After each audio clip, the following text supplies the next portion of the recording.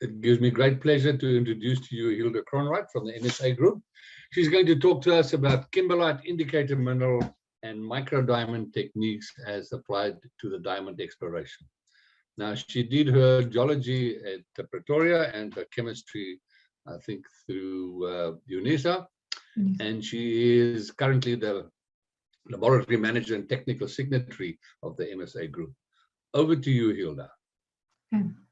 Thank you, everyone. I suspect you are seeing my presentation here.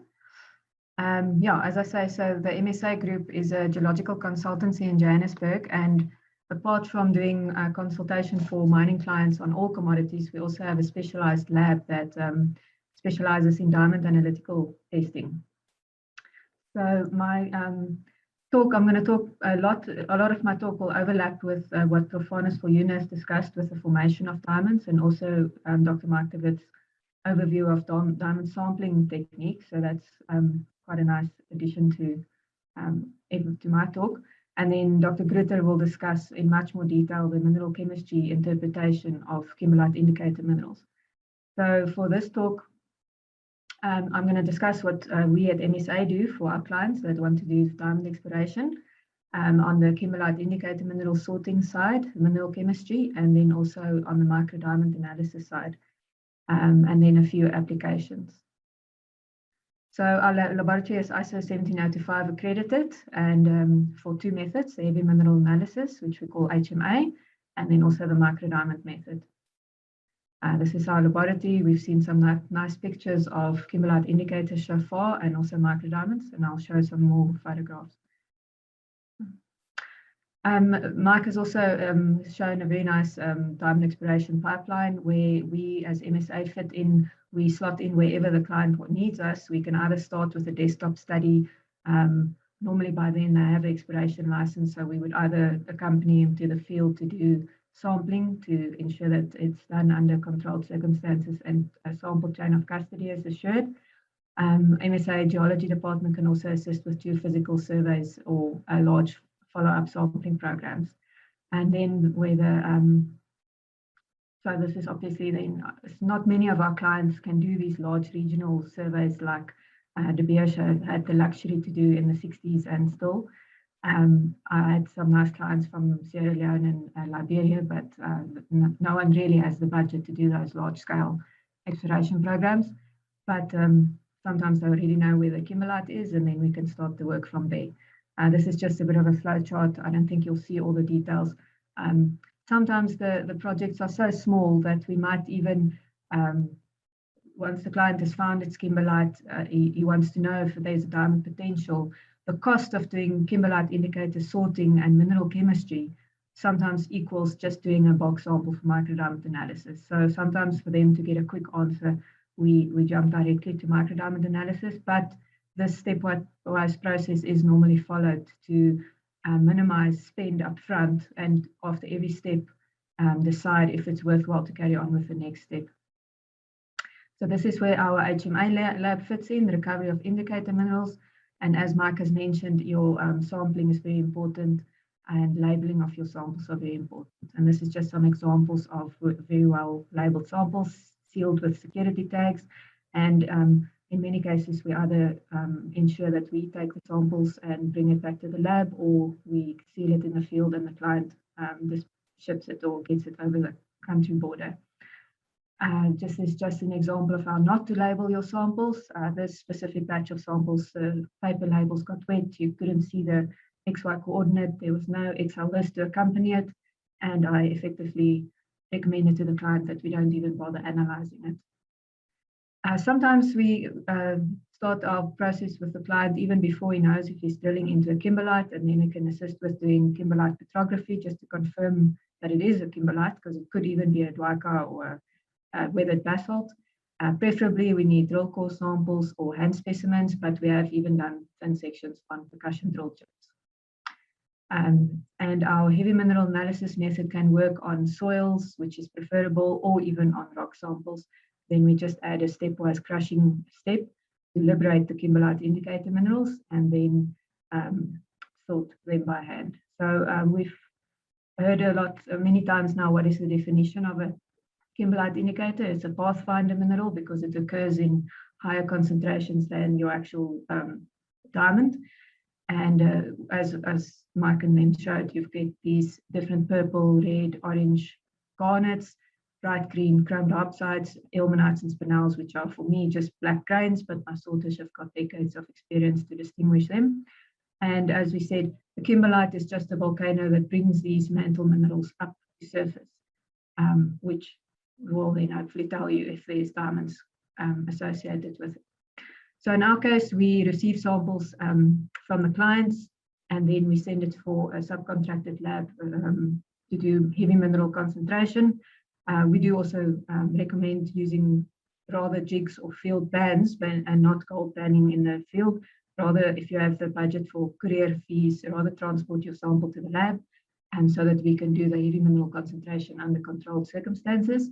Where the lab first do wet screening to recover the plus 0.3 to minus 2 millimeter size fraction, and then it gets concentrated in these funnels using tetrabromoethane with a density of 2.96. The concentrate is then also acid leached with either a weak HCl solution or oxalic acid to remove iron oxides, so that we can get a concentrate suitable for sorting to distinguish the kimberlite indicator minerals. So we each grain need to be sorted by hand, and we then recover these through kimberlite indicator minerals from other unrelated heavy background minerals, for example, igneous, spinels, and metamorphic garnets. All the data for the sorting data are recorded and captured on Excel spreadsheets. The kimberlite indicators are removed and mounted on cards for storage or for further work like mineral chemistry analysis. And we write a detailed report that describes the number of garnets found and colors of the garnets. Here are some more colors of all the different garnets we find, and the color of peridotite garnets very often with the average chromium content, which is related to the crystallization conditions in the mantle. For example, the depth, the temperature, and also the composition of the mantle at that point. MSA also has analysts that specialize in surface texture analysis. This gives valuable information of the transport distance if the primary kimberlite is not yet found. And you can determine if they're local or far traveled. For example, fresh grains with diagnostic remnants of their kimberlitic affinity, these ones still have pieces of kimberlite stuck to it. We call it REMK, remnant of kimberlite, or remnant of kilophyte. Kilophyte is like a reaction rim on garnet that forms in the kimberlite magma or melt, which is a very fragile coating on the garnet. And if that is still present on your grains, you can be sure that you are quite close to your source. Once that kilophyte rim erodes off, you also get what we call a primary surface, a sculptured surface, which also shows the grain is quite fresh. But when your grains start looking like this, you are hundreds of kilometers away from source, because this is, for example, how garnets and ilmenites look on the west coast of South Africa. It tells you nothing of where your primary source are. For ilmenites, you get two different kinds, massive ilmenites showing no internal structure, or polygranular ilmenites having a microcrystalline or aggregated appearance, and they're also quite fragile, so if you see them, you are closer to source. And then there are many other different kinds of ilmenites with sculptured surfaces where there's a blocky, pimpled structure surface, or also a reaction rim called perovskite. The perovskite mantle is still on the grain, it is quite fresh. This is just some other pictures of kimberlitic spinels. This terminology of the different gloss, silky, taut has been established by De Beers, and my predecessor, Owen Garvey, literally wrote the book on surface textures. And this terminology is standard throughout De Beers and MSA, because our sorters are all trained by De Beers. And they have got the skills to distinguish these things, whereas for me, that still look like little black grains, but they can be sure that those are non-kimberlitic spinels.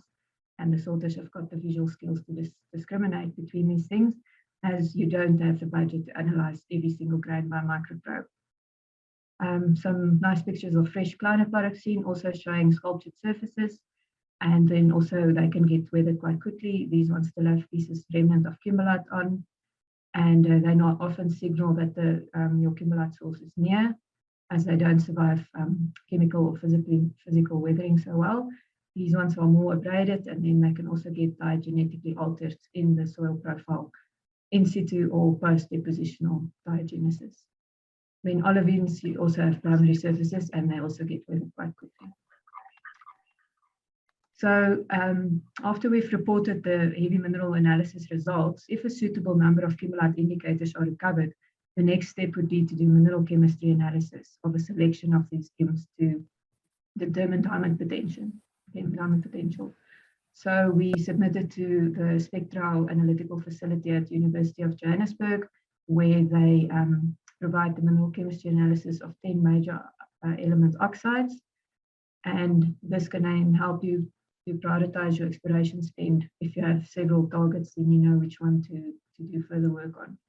So UJ performs mounting of the grains in epoxy and polishes before EMP analysis. And this is just an enlarged photograph of the grain mount that they send us, where every single grain has got a unique grain number, and the mineral chemistry analysis is reported in Excel spreadsheets. So obviously the kimberlite 101 education that I often have to give my clients when they get very excited when they see kimberlite indicators in their samples, but they don't yet know that not all kimberlites contain diamond. This is the simple picture to show you that they need to sample the mantle at a depth and temperature suitable for diamonds to have formed. And courtesy of Prof. Yun, who had this nice picture from Maggie Newman, the pressure temperature diamond window sits in this cold, deep keels of cratons, and you need your kimberlite to sample that cool lithophilic root of the continent to stand a chance of diamonds to have been formed. And then never mind the fact that your kimberlite is just a taxi that brings it up to surface. Here are just some other plots that we've seen before in other presentations about the diamond stability field, and then also the IUGS classification of ultramorphic rocks containing mostly olivine, ferromagnesian pyroxene, orthopyroxene, or calcium clinopyroxene. And then we'll see on the next plots where your peridotitic rock types can either fall in the lazulite or hardspecite field, depending on the CPX, OPX, and olivine contents. So this is the old traditional plot derived by Gurney, I would suppose, that plotted all the garnet inclusions in diamonds and then mapped out the paragenesis of where these garnets originated in the mantle, as garnet is the most important indicator in diamond exploration. So the chemical composition of your pyrope garnet is characteristic of the mantle conditions and indicates the paragenesis. And this is just another plot of that with a showing a diamond with a garnet inclusion, courtesy of John Gurney. And this field here is known as the G10D field, where they found inclusions in diamonds. So for MSA's mineral chemistry reporting, we use this garnet classification plot, courtesy of Dr. Grutter, and all the different kinds of garnets can be seen here. This is just an example of a client's data with the chrome and calcium contents. The low calcium, high chrome mineral chemistry is classified as G10 or G10D, and it's highly indicative that this kimberlite sampled the mantle in the diamond stability field. And then sometimes to just explain this relation between chrome content and depth of formation, I've superimposed this image of isobars, which are lines of equal pressure at a given temperature, also from a Grutter publication, using a P38 barometer, I think. This is all academic. And it shows you that the deeper you go into the mantle, you cross the graphite diamond conversion field, and your garnets there show that they've crystallized under quite high, deeper pressure conditions. Another plot that we often use is for the low chrome garnets, the ones that's plots here at the bottom. Oh, and incidentally, these purple colors, they were all mauve colored garnets, and the orange plots were all orange colored garnets. So on the next plot, where I just plot this low chrome garnets, the titanium versus sodium plot can discriminate between megacrysts and periditic or eclogitic garnets. So if they contain relatively low titanium and sodium more than 0.07%, it is possible that an eclogitic source was sampled, which is rare but often a source of unusually high diamond content.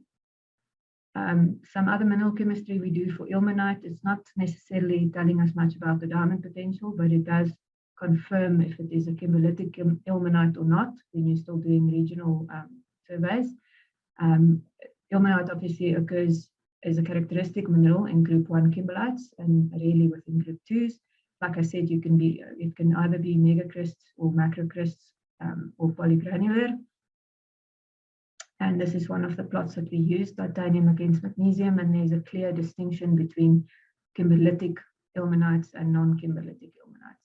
So if you have a regional survey and you analyze your ilmenites, you can then identify if you have different populations of ilmenites, and then zone in on the more prospective looking sample localities. But the relationship of ilmenite to diamond is indirect because inclusions within diamond are extremely rare. This is just another plot that sometimes gets used to show the oxygen fugacity conditions that was in the kimberlite melt, which relate to diamond preservation. So on this stage 4, you have good preservation of your diamonds. In this first stage, you might have no preservation of diamonds. Spinel is another very important mineral that gets used for mineral chemistry interpretation.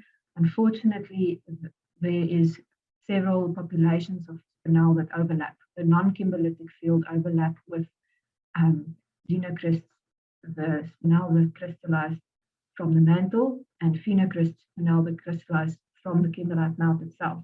And this dog-leg shape from the overlapping mineral chemistry fields is quite typical in chromites that come from strongly diamondiferous kimberlites. What you also want to see is that diamond inclusion field where your chromite is higher than 60%.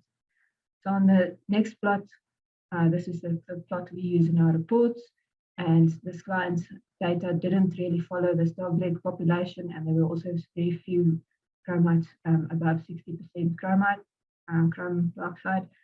But hopefully it does mean that there is some chromite bearing peridotite source in the upper mantle that was sampled by this kimberlite. And then there's another plot that we use for spinels, which is chrome against magnesium, and the diamond inclusion fields have been mapped by previous experts. And in our case, this was used to plot our client's data, and a few chromites fall in or near this high chrome diamond inclusion field. And this indicates that at least some of the chromites originate from a diamondiferous source with respect to chromite bearing peridotite in the upper mantle. I just want to sidetrack a bit. Clients often want you to give them the best answer for the least amount of money, and you try and not analyze too many grains up front, but there is a danger of analyzing too few. For example, there's a publication about how De Beers discovered the AK6 kimberlite in 1970s, but the early evaluations showed it was sub-economic because they didn't find many E10 of low calcium microchrome garnets. So they left it and then sold their share. And then Lucara did more work and some more grains were analyzed, and suddenly a population of more garnets in this area became evident, 1,700 grains. So for me and my clients, I have been in situations where they only had budget to analyze 200 grains, and I was skeptical and I said, let's hope we see something. And then the danger exists that you get a plot with a big population, P9s, and 1 point there, and then you don't know if it's an analytical error or if it's a real population starting to come out. So for now, I've actually set the minimum grains to analyze 400, and so far that's worked well. Some more examples of chem data that we've done for clients. In this case, the location of the kimberlite deposit was slap bang in the center of the Kaapval Craton. Very nice high chrome, low calcium garnets. In this case, the client was very excited in the southeast of Lesotho, very nice colored garnets, but unfortunately they were all G9s and none of them in the G10 field, and there were also no eclogetic components to his eclogetic garnets, or there was no eclogetic garnets. This one had a bit of an eclogetic component as well. So the value and the benefit of doing heavy mineral analysis to find these kimberlite indicators is to fast track the discovery of new diamond mines, but also remember that negative kimberlite indicator results in exploration samples also save you time and cost because it reduces your area of interest. You need to look at your surface features of your kims to distinguish if they're grains of local origin or from distal origins, especially when you want to do mineral chemistry analysis. It's no use analyzing very well-rounded graded grains. Also, mineral chemistry can confirm if your indicators are of kimberlitic origin or of non-crustal sources, which hardly affects us. We have a 80% plus accuracy rate within distinguishing visually distinguished kimberlitic grains. And then the mineral chemistry data can provide information if your kims originated in the diamond stability field. And then in this case, identify high interest targets with diamond potential from low interest targets that are potentially banned. So moving on in the diamond exploration pipeline, if your diamond potential looks positive after completing the mineral chemistry analysis of some kims, one can then proceed and do the microdiamond analysis of a mini bulk sample, confirm the presence of diamonds. So a mini bulk sample in this case is 200 kilograms or less. I wouldn't go less than 100 kilograms, but it's still cheaper than either drilling a large diameter drill sample or trenching or putting a plant up on site.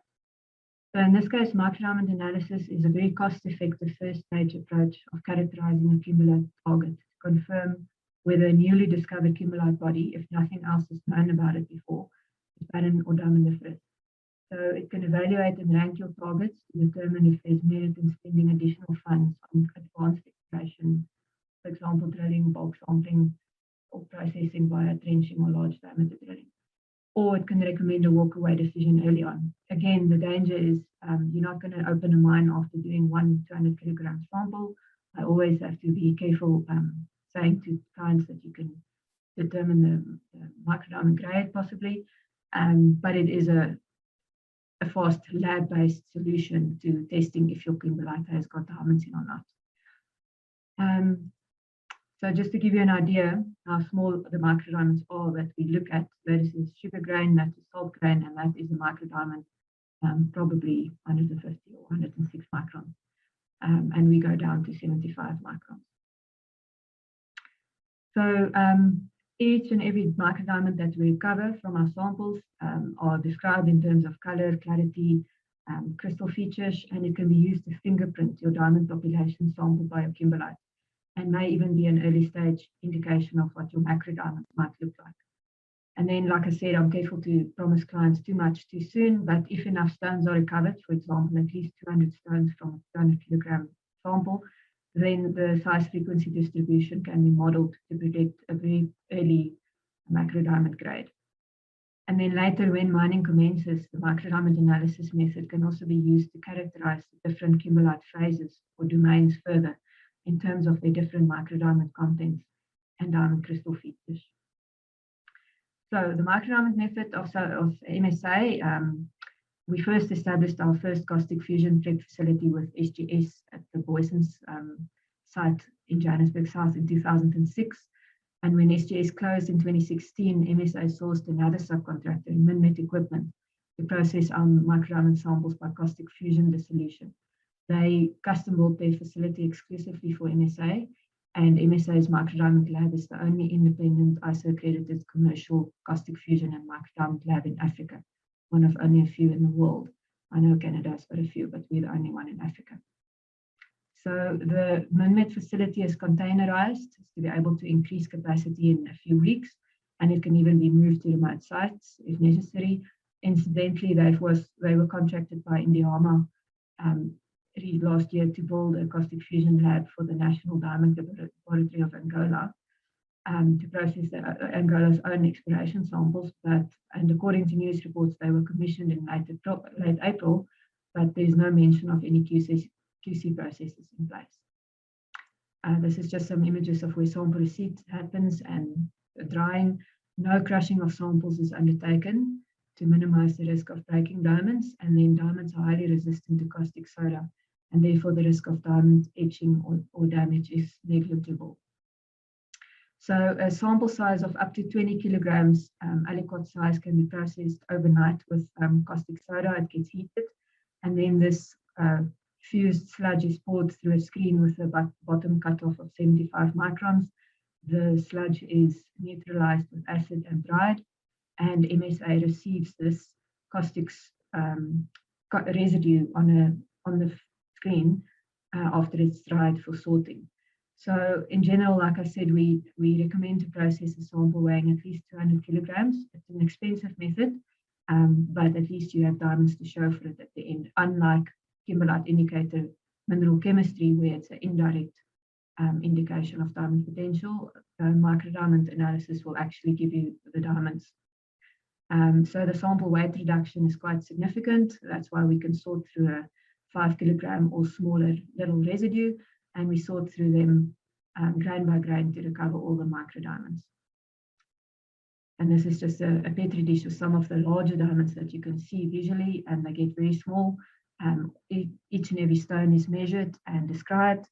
Stones larger than 300 microns are weighed individually, and stones smaller than 300 microns are weighed in groups per sieve class. And then the microdiamonds are stored on a sample card after weighing, and the data is captured for each individual stone and appended to the Excel as an Excel file to the MIDA report. So as part of our quality control to ensure that all the diamonds are recovered and that we can ensure the quality of the results, we add a known quantity of synthetic diamond spikes or QC spikes at the beginning of the caustic fusion process. And the recovery statistics, I'll show a plot of that just now, and this is some of the plus 300 to minus 425 micron spikes, and minus 106 plus 75 microns you can't even see on this image, but there are 20 of them on that, in that size of the hole on the mineral card. So the QC spikes are sized synthetic diamonds that are perfectly cubo-octahedral and have a distinctive yellow color. We add them in various size fractions, and the spike recovery efficiency is reported in the MIDA report. And our target of 90% recovery is set as the minimum quality requirement for our ISO accredited method. So over the years, since 2006, our spike recovery on average has been 97%. And yeah, I just need to mention, sometimes we also find synthetic diamonds released into the sample from diamond drilling or core cutting blades. We call them client spikes, and we also report them. It can be quite significant if your core drilling was done with diamond drill bits. If you are involved early on in the process, ensure that your diamond drill bit is made of synthetic diamonds, because if it is natural or industrial diamonds, we would not be able to distinguish them from the natural diamonds in your actual kimberlite. And this becomes very important when you are analyzing your kimberlite for the very first time. Obviously, once you start mining, then you know there are diamonds, but for an exploration sample, you need to not have any ambiguity if these diamonds were contamination from your drill bit or if it is naturally from your kimberlite. So that if possible, we recommend a tungsten carbide drill bit, but I understand that that can't really work well in hard competent rock without using a percussion or hammer action, which then stand the risk of breaking your diamonds. So if possible, try not to drill with diamond drill bits, or if you do, use synthetic diamond drill bits. And this is just a picture of some of the real diamonds we find by sorting. And then this is the ultra micro balance that we use to weigh the micro diamonds. We weigh at 7 decimal digits. And also this balance gets verified, the accuracy gets verified with calibrated mass pieces on a daily basis. And this is just one of the control charts where the 1 milligram standard weight was weighed over time with its certified limits. So once all the microdiamonds are recovered out of the sample, they are screened in a set of Tyler sieve classes from 2.12 millimeters down to 75 microns. And the most common diamond size distribution is log normal. Hence, diamond size data requires a log transform for meaning data interpretation and data analysis. So this is just a picture of the sieve shaker that we use to screen the diamonds in the different size classes. And this is just a graphical representation of several samples with more abundant small stones and fewer large stones, as can be seen here. So each stone is then described in terms of color, clarity, crystal shape, desorption, for example, from an octa to a dodec, as Prof. Yunus discussed, and also if it contains any inclusions or if we can see any visible surface features. In this case, there's some different colors: brown, yellow, whites, and blues. Obviously not microdiamonds, it's photographs from the internet. And then also crystal shapes, we would classify them in terms of if it's a macle, a dodecahedron, a broken dodecahedron or octahedron, or even sometimes a fragment if we can't see any primary crystal features remaining on the stone. And here are just some more real stones that we've recovered and photographed. So the importance of the microdiamonds classification is, like I said, it can characterize your micropopulation, if it are gem quality or bought, and it may even give an indication of your appearance or your quality of your macro stones. Prof. Yun spoke a bit about the primary crystal shapes of diamonds that reflect their formation environment. For example, octahedron forms under slow crystallization, under high temperatures and low carbon saturation. And but if you find in your kimberlite a diamond suite exhibiting numerous primary morphologies, you can therefore interpret it to represent numerous populations of diamonds from different and distinct sources within the land. This makes it more complex, obviously. Mine it one day. And then also octas can get resorbed into dodecahedrons, and this resorption can take off a minimum of 45% of your original mass and volume of your diamond.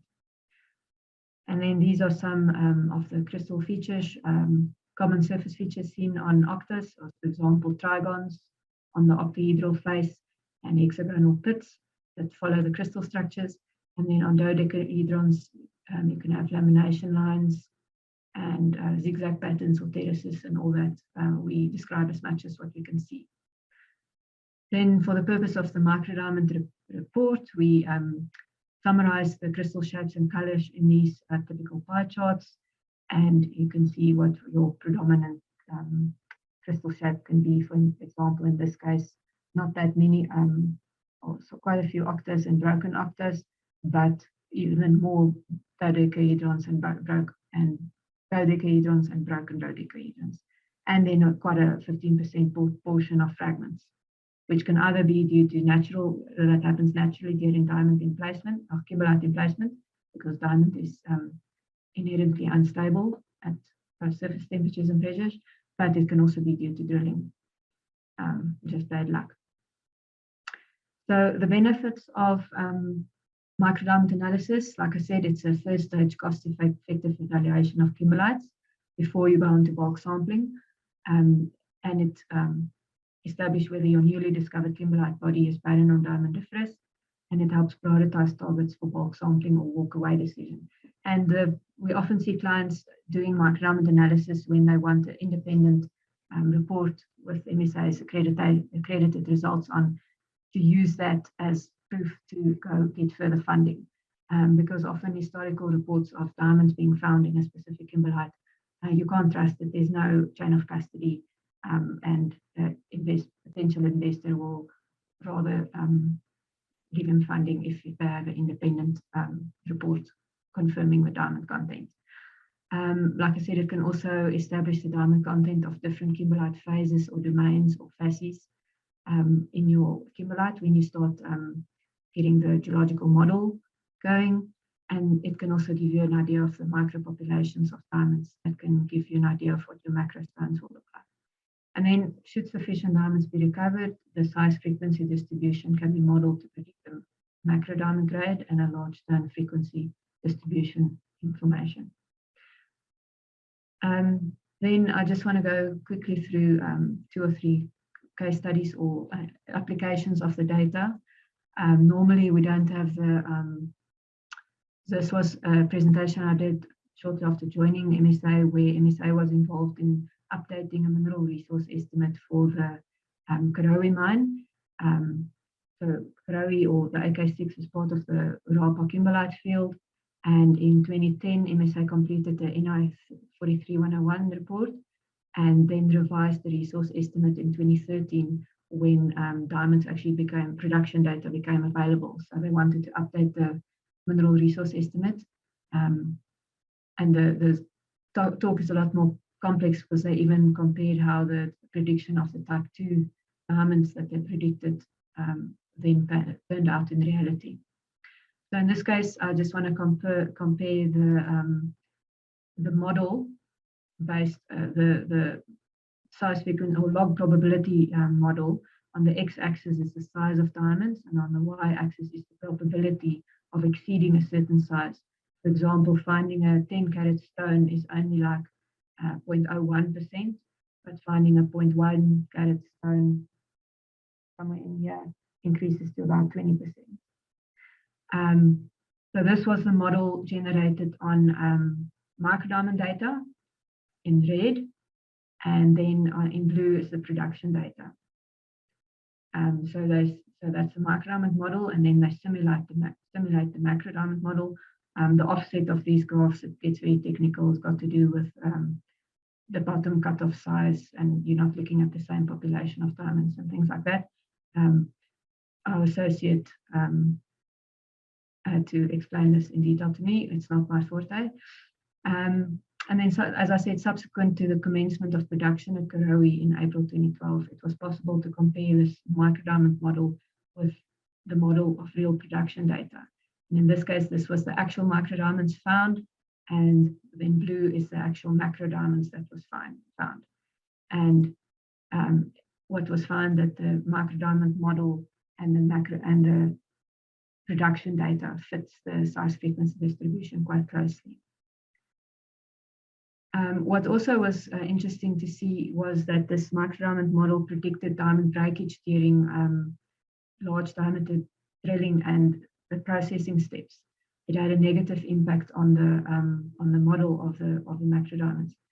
So it shows that the microdiamonds can produce a more reliable size frequency distribution on which the grade and revenue estimates can be made. For example, in this chart, the red was the SFD model derived from microdiamonds, and in blue was the SFD of the macrodiamonds from large diameter drilling. And there's a difference there, which was due to diamond breakage. The microdiamonds predicted a coarser size frequency distribution. And in other words, there was an under recovery of large stones, probably during breakage during drilling or large diameter drilling samples, yeah. So it will have revenue implications, and then the large diameter drilling model size frequency distribution was flawed. It leads to underestimation of the average grade and value per carat of the pipe. Then I also in 2018 did a presentation at the SIMM Diamond Source to Use conference. Usually MSA don't have the opportunity to present science data, but this information was presented by Matomi Mining and James Campbell, who was the co-author, and he's the managing director of Botswana Diamonds. And this is where they used heavy mineral analysis, MinChem data, and microdiamond data to assist them in making rapid technical and economic decisions. So the Vrystaat dike is in the Limpopo province. Is currently being explored by Botswana Diamonds. And this is some historical MinChem data. In the bottom right was MinChem data that we did for them in 2014, and comparing it with Klipspringer and Maasfontein, which are two very rich kimberlite deposits also in Limpopo. And early on already they could see there were many subcalcic and high chrome garnets in this in the G10 and G10D fields. In the following plot, you could also see that there was a large proportion of eclogitic type garnets, which suggested a strong eclogitic diamond paragenesis. And when they did their surface sampling program, it unfortunately yielded insufficient macro diamonds for valuation and resource estimation. But combined with the micro diamond data, they could get an early estimation of the total carat content. And this project illustrates how micro diamond data was crucial for a preliminary valuation. And then obviously they went on to further sampling after this. An interesting comparison that I could make out of the data that they reported was a comparison of macro diamonds versus micro diamonds. They reported 83 macro diamonds. This diamond crystal shapes was classified by Ray Ferraris. And then this is the micro diamond analysis that MSA did. And just as a general comparison, you could see that they were mostly dodecahedral shapes, and it dominated both populations. Then there was a smaller population of octahedra and macles. But we had neither macros or micros had any cubic crystals. And this supports an early stage observation that the micro diamond crystal shapes can give an indication of your macro diamond crystal shape. Obviously to be verified with additional micro diamond and macro diamond sampling studies. And then also I had a bit of a experimental method development test to see if I could do the diamond typing analysis on micro diamonds. So on some of the Botswana diamonds stones, I had some analysis done at Mintec, or I did it myself because it's quite a finicky process to mount these micro diamonds to get the FDRR analysis. So FDRR was mentioned by Prof. Viljoen. It's responsible for determining whether or not the diamond contains nitrogen and also the aggregation state of nitrogen if present. So the FDRR analysis was done, and I could go down to 150 microns. Normally it's done on macro diamonds, but I managed to get a spectra for 150. And there is an example of where we suspect this might be an early indication of a type 2 diamond without any nitrogen peaks. Unfortunately, the Mintec FDRR instrument is no longer operational due to a computer upgrade that's no longer compatible with old hardware. So I need to find out from Prof. Viljoen where does he have his FDRR analysis done, as presented in his presentation. The nearest person I could find that might help is someone in Israel, which would not be very practical to send samples there. And that is the end of my talk. Thank you very much. That was very interesting. Okay, any guys with questions? Feel free to put your hand up and just to unmute and talk to Hilda. Hilda, I'll just kick off with asking, do they still use less durable heavy minerals as an indicator or to track down when you're in the proximity of a pipe? Whether they can, if they've got a sniff in the nose like this, like bauxite, the barium aluminium variety that weathers very fast. So when you find that with the heavy minerals associated with diamonds, then you're very close to the source. Are they still using that kind of technology? Sorry, just repeat, what's that mineral type you mentioned? Bauxite, barium aluminium, BAL3. I can honestly not say we've looked for that one specifically. I don't know. But do you?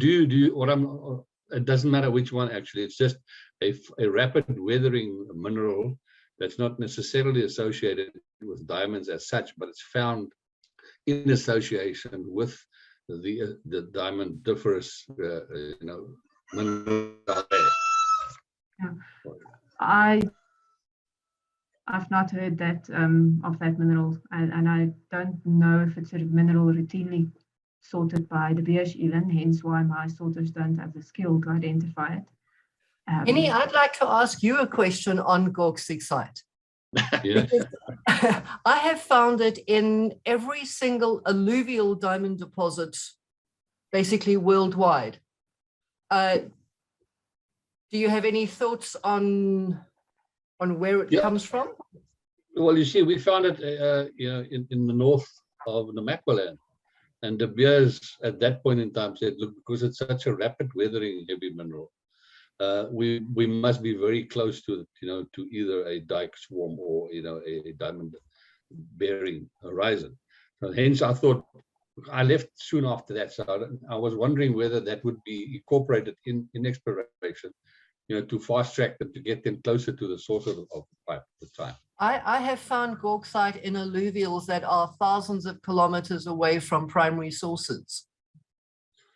Yeah, as I say, it's not necessarily associated with, and that's why I say, I don't know how it developed as a tool, because when they did find it, they say, look, this mineral weathers fast, and to find it within your sample that shows that you are on the right track, they thought that would give them some indication of how close to the pipe they were.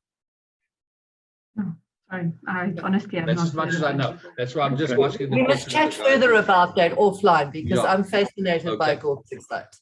Okay. Yeah, we can do a paper on that one. Hilda, who else is providing microdiamond work and similar work to you out in the big wide world? I guess mostly the Canadians, is it? You meaning our clients, or who else does the No, analysis? just laboratory services. Yeah, I guess Herman can answer that as well. I think it's SRC in Saskatchewan. Yeah. And then one or two other labs in Canada. Yeah, and obviously De Beers has still got their microdiamond lab in Kimberley. Yeah.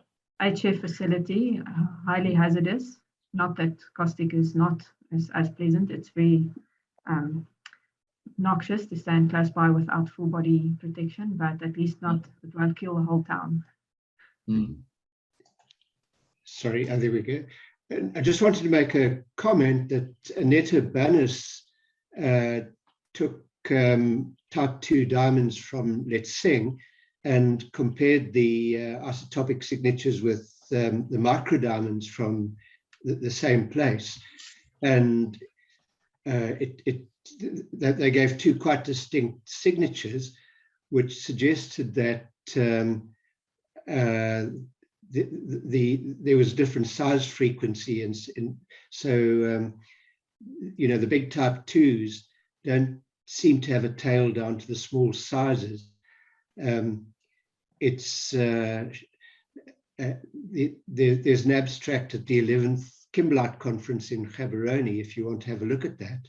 But just some interesting data. So she was looking to see if you could look at the isotopic signatures and predict the presence of type 2s. Preliminary study, but it suggested that you don't see the type 2s in the fine grain size. Yeah, well, when I did my first presentation in 2014 at Kimberley, I was thrown in the deep end, and exactly this discussion about between the academics and the mining companies about the whole concept of, are microdiamonds actually related to macrodiamonds? Empirically, obviously, it works in most cases, because that's why they still do it. But yes, Mother Nature can decide whatever she likes. Interestingly, something which I haven't mentioned because it's not yet clarified, I've got a research client in Norway that is finding microdiamonds in deeply subducted volcanics, and they're all the same size and they look like my synthetic diamond spikes. They are perfectly cubioctahedral, just over 0.75 microns in size. And the only reason why we know that it's not our spikes is that we've recovered all our spikes, and there were 90 more that we didn't put in the sample. And he did not sample with the diamond drill bit, so there was no chance of contamination, which seems that these protocrystallites form under certain conditions. And we are trying to zoom in and see if Raman analysis can maybe give us some chemical information on inclusions. But they are so small, it's very difficult to analyze these things. So yes, diamonds sometimes causes more questions than answers. Too often. Yeah, I just want to chip in there on your comment, Andy. That observation that micros and macros do not correspond in terms of the analytical quality and anything that you care to analyze in them, whether it's carbon isotopes or nitrogen content or other things that you can measure in diamonds. That's not unique to type 2s. This is something that's well known, that that microdiamond populations, from an analytical point of view, do not necessarily correspond with macrodiamond populations. And you can see that also in shape characteristics, in size, in color characteristics, and so on.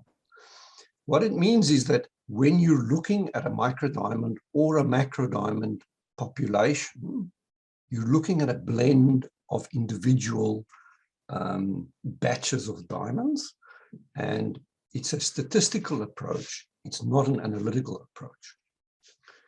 And it causes a lot of problem, and this kind of conversation that Hilda referred to, between the academics and the people who look at diamonds from a statistical point of view. These are two different views of the same world, and they do not necessarily need to correspond. It's just part and parcel of the way we view diamonds, and the person who initially pointed this out was Derek Robinson. And he did so by studying diamond eclogites from Morocco.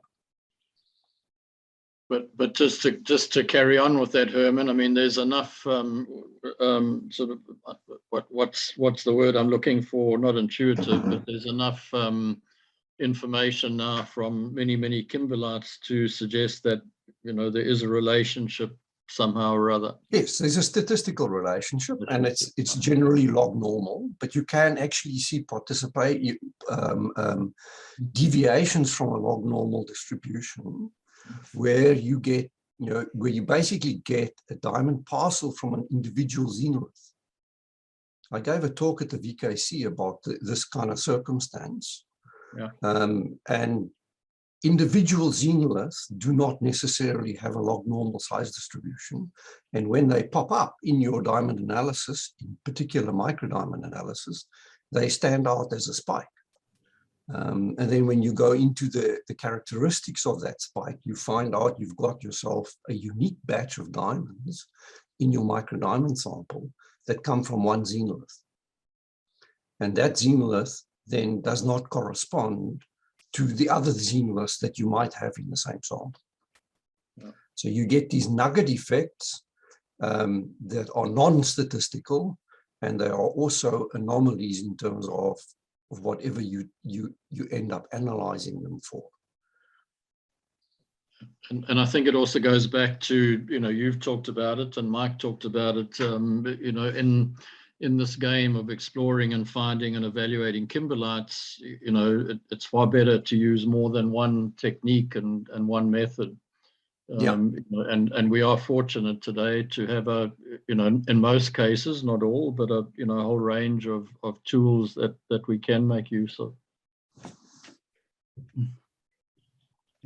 Yeah, Okay. I was really just highlighting, I don't know enough about microdiamonds, but it's the only study that I know where they've taken them from a clipper producer and then tried to compare the, you know, the signatures of the micros and the macros. But it does look as though, you know, if you look at Debbie Bowen's work at the 9th International Kimberlite Conference, she points out that you get a much higher proportion of the big type 2 stones as you go to coarser sizes. So, so the size distribution of the type 2 stones may not have any bearing on or comparison to that of the eclogitic and the peridotitic ones. But anyway, I was just flagging a study that you know, it's out there and it's in the abstracts. If anyone wants to look at it. Yeah, and Andy, you're in Botswana. I mean, the one thing we really need one day is for someone to go and talk very nicely to De Beers and do a study of the diamond population across the full range of their production, you know, from the biggest to the smallest. Because if you see a layout of you know, particularly Jwaneng, you know, even the little diamonds look gorgeous. Thanks very much. That was a thoughtful and stimulating discussion, and I guess, Herman, you'll pick up on some of the microdiamond, macrodiamond correlations and so on in your presentation tomorrow. Yeah, in fact, I will use that exact same size distribution curve that Andy has just mentioned from Let's Sing as a kickoff to introduce the fact that you get different populations that are mixed in one diamond parcel.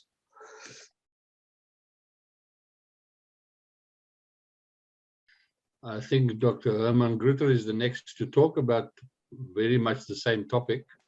Just a little bit of background here quickly is that he's from SRK Consulting Canada in Vancouver, adjunct professor with the University of Alberta. And today we continue talking about the kimberlitic indicator mineral and microdiamond technologies in the pre-mining assessment of primary diamond deposits. Over to you, Dr. Grutter. And importantly, just don't forget he grew up in Cape Town. We won't Yes. hold that against him. And I studied at UCT under John Gurney. Yeah. Good morning, Dr. Grutter. Good morning.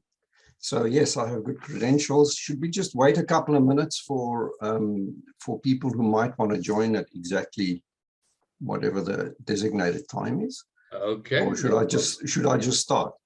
No, if you got some story about what's happening over your side, give us a little bit more background, then we can wait for the clock. It's another 2 minutes to go. Yeah, exactly.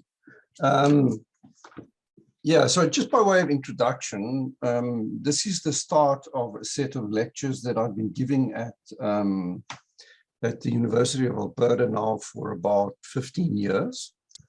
I normally go up there for 2 days and I interact with academics there, in particular Thomas Stachel, Bob Luth and Graham Pearson. They're a formidable team up at the University of Alberta.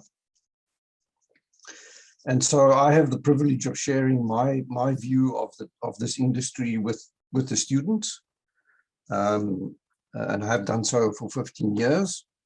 And so as a result of that experience, John contacted me and he said, look, don't you want to share it with the students in Southern Africa? And I'm very happy to do so. But just bear in mind that these set of lectures were developed initially 15 years ago. And for this lecture series, I've comprehensively updated everything that I've done. So I put a lot of work into these lectures that are now starting off. And the reason I had to put a lot of work into it is because the format of our computer screens has changed. And we now have these landscape style presentations, and it turns out you can put a lot more information on one slide, and you will see that theme playing forward as we go through these sets of lectures. So it's 6 o'clock and my time in the morning, and we'll start with Mantle Indicators 101. If there are some bits of a repeat in the front end of these lectures with what has been said before, I apologize. It was probably said at 4 o'clock in the morning my time when I was asleep. Yes, just a front image. We will talk about both these two images that are on this front page. The one on the top left is from Nick Sobolev. It was published in 1973. It's a chrome calcium plot for garnets where chrome is on the x-axis. The one in the middle is a chrome calcium plot for garnets. It was published by Gurney in 1984. And you will see chrome is on the y-axis. And so that has caused some interesting discussion in the industry around whether the Russian diagram on the left is definitive, or whether the middle diagram over here is the definitive diagram to use. In Southern Africa, we all use the chrome calcium plot as in the Gurney style. But when you go into the Russian literature, you will find a calcium chrome plot instead.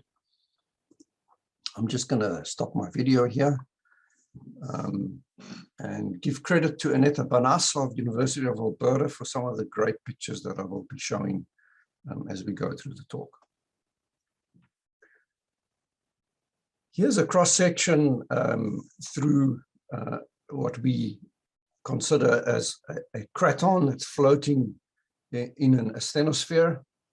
It's an artistic rendition that was commissioned by De Beers quite a few years ago, but it's incredibly intuitive, and it turns out to be scientifically quite correct. The thing that you have to notice here is that we have a stable shield area in the middle. That's what we call the craton. It's been stable roughly since the Archean. And then as you go towards the edges, we go through an area that's often referred to as the craton margin, and then off craton into what is often referred to as the mobile belt. And that change has been found to correspond with the distribution of diamonds in primary kimberlite sources as you go, through the section. In this case, the section has a subduction zone on the left-hand side and a mantle plume upwelling on the right-hand side. And all of these things are impacting the base of the lithosphere where diamonds are stable. So talking about diamond stability field, the little diagram you see on the left here, let me just get my pointer going. This diagram over here has a stability field in terms of pressure increasing downwards and temperature increasing to the right of the graphite diamond curve. It's a curve that I've spent a lot of time studying in different versions, and there are different geotherms indicated here. And these geotherms that correspond to the cratonic lithosphere intersect the graphite diamond stability field in this wedge over here. When you map that onto the craton, then the shallowest intersection is at that point over there, which is this point over here. When you hit something called the adiabat, which is that point over there, it's either over there or on the right-hand side over there. That's where you see a graphite diamond at higher temperature and higher pressure. So you see there's a curvature to the graphite diamond stability field over here. And then at the bottom of the system, right over there, that's where your geotherm intersects this thing called the adiabat. That's over there. And that maps out this region of the cratonic root, which is inside the diamond stability field. The differences between what's called the lithosphere over here and the asthenosphere down here is that the lithosphere is conductive, it's stable, it's not convecting. The asthenosphere, on the other hand, is moving, it's convecting, and so it carries heat in a very different way than what the lithosphere does. And this distinction between conductive heat transfer and convecting heat transfer is absolutely fundamental if you're in the diamond industry, and we will spend a lot of time studying the effects thereof. As I've said, diamonds are stable at about 900 to 1200 degrees centigrade in normal cratonic keels, as displayed in this image. 98% of mined diamonds in the world have a lithospheric source. In other words, they come out of this portion of the cratonic root. If you get kimberlites that take off from inside the graphite stability field on the edges of the craton or the craton margin, if you want, these things have taken off outside of the diamond stability field and they don't contain diamonds. So as you go from a craton towards its margin, you often find a transition into kimberlites that do not contain diamonds. And obviously those are the ones we want to eliminate from consideration when we do diamond exploration. And we can simply eliminate them by going across the craton margin and recognizing that craton margins have particular features that tell you that you may not be in the diamond stability field. Kimberlites that take off from inside the cratonic root and inside the diamond stability field at various depths. They will entrain packets of mantle material, transport that to surface, and those are the ones that ultimately, a small proportion of those will ultimately become the diamond mining industry.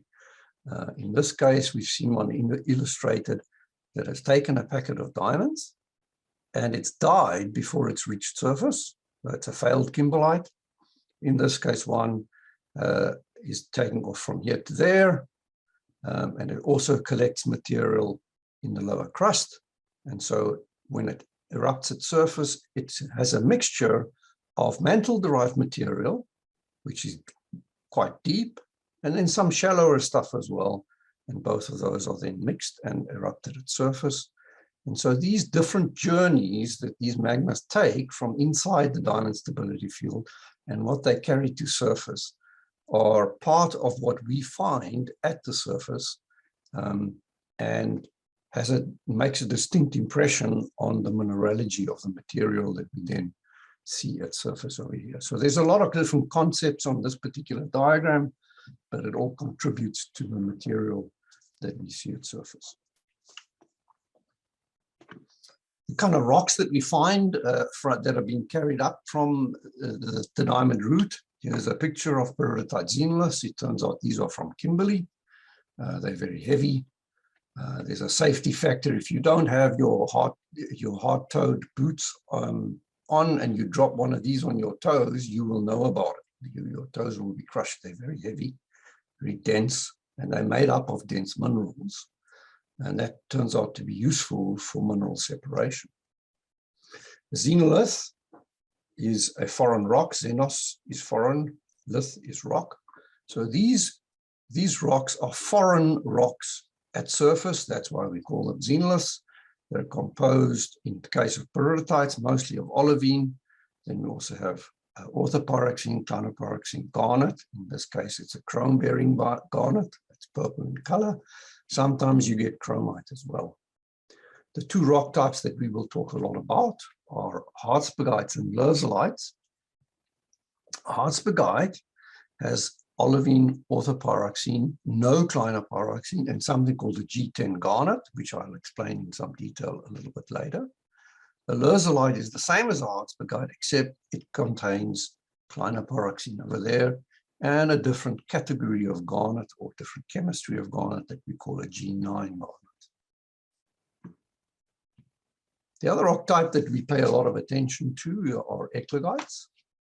Here's a very coarse-grained eclogite xenolith over here. It's about 15 centimeters long. It comes from Roberts Victor in the Central Kartwald Craton. It's a very famous kimberlite. It has a lot of eclogites in it, eclogite xenoliths in it. Here's a diamond-bearing eclogite xenolith, and here's an eclogitic garnet included inside a diamond. Eclogites are very simple rocks. They have mostly garnet. These are low chrome garnets. They're orange in color. And they can have about 35, maybe a little bit more of clinopyroxene. It's a sodic clinopyroxene, which we call amphasite, and then a range of different accessory minerals, rutile, kyanite, corundum, coesite, and I can't remember many more. There's a variety of, if you want, eclogitic rocks, which are called pyroxenites. They're basically garnet pyroxene rocks in which either clinopyroxene or orthopyroxene are unusually modally abundant. In this case, you can see it's the same mineralogy as an eclogite. It's green clinopyroxene plus light-colored garnet. But there's a lot of clinopyroxene. In this case, we would call it then a pyroxenite. If you add olivine into the mix, then the rock is called a websterite. I'm just going to keep those as a variety, and our focus will be on peridotites and eclogites. Here's what these xenoliths look like in section. On the left is a coarse-grained garnet lherzolite. Notice the scale over here. These grains, individual grains, are 1 to 2 millimeters in terms of garnet. They can be much bigger for olivines. Here's some pyroxenes that are also quite coarse-grained. When you put stress, in particular stress at temperature on a rock like this, you recrystallize it. These are all recrystallized olivines. You can see there's a recrystallized or partly recrystallized pyroxene over there. You get what is called a sheared garnet lherzolite texture. Notice that the garnets are not sheared out. It's very rare for garnet to get sheared out because it's a cubic mineral. Again, the scale, these garnets are approaching 1.5 millimeter in size. Here, 2 eclogites on the right-hand side, just again to emphasize the coarse grain size. There's a centimeter. That's a 3 millimeter garnet. This one's even bigger. And in this case, you can see there's a rutile, is a common accessory in eclogites. So if you disaggregate these xenoliths, these mineral constituents, in particular the coarse grain mineral constituents, then become single crystals, and that's what we recover from kimberlites. And they're basically the same minerals that I've been discussing. But in addition, we also find diamond as a disaggregated mineral from these rock types. And so therefore we study these minerals because they occur in association with diamond. So here are some pretty pictures of exactly that process. Kimberlites are mantle melts. They contain variable proportions of both mantle and crustal debris as single crystals. Let's look at this one at the left here. Obviously, there's a nice octahedral diamond, but look over there. There's a purple garnet over there.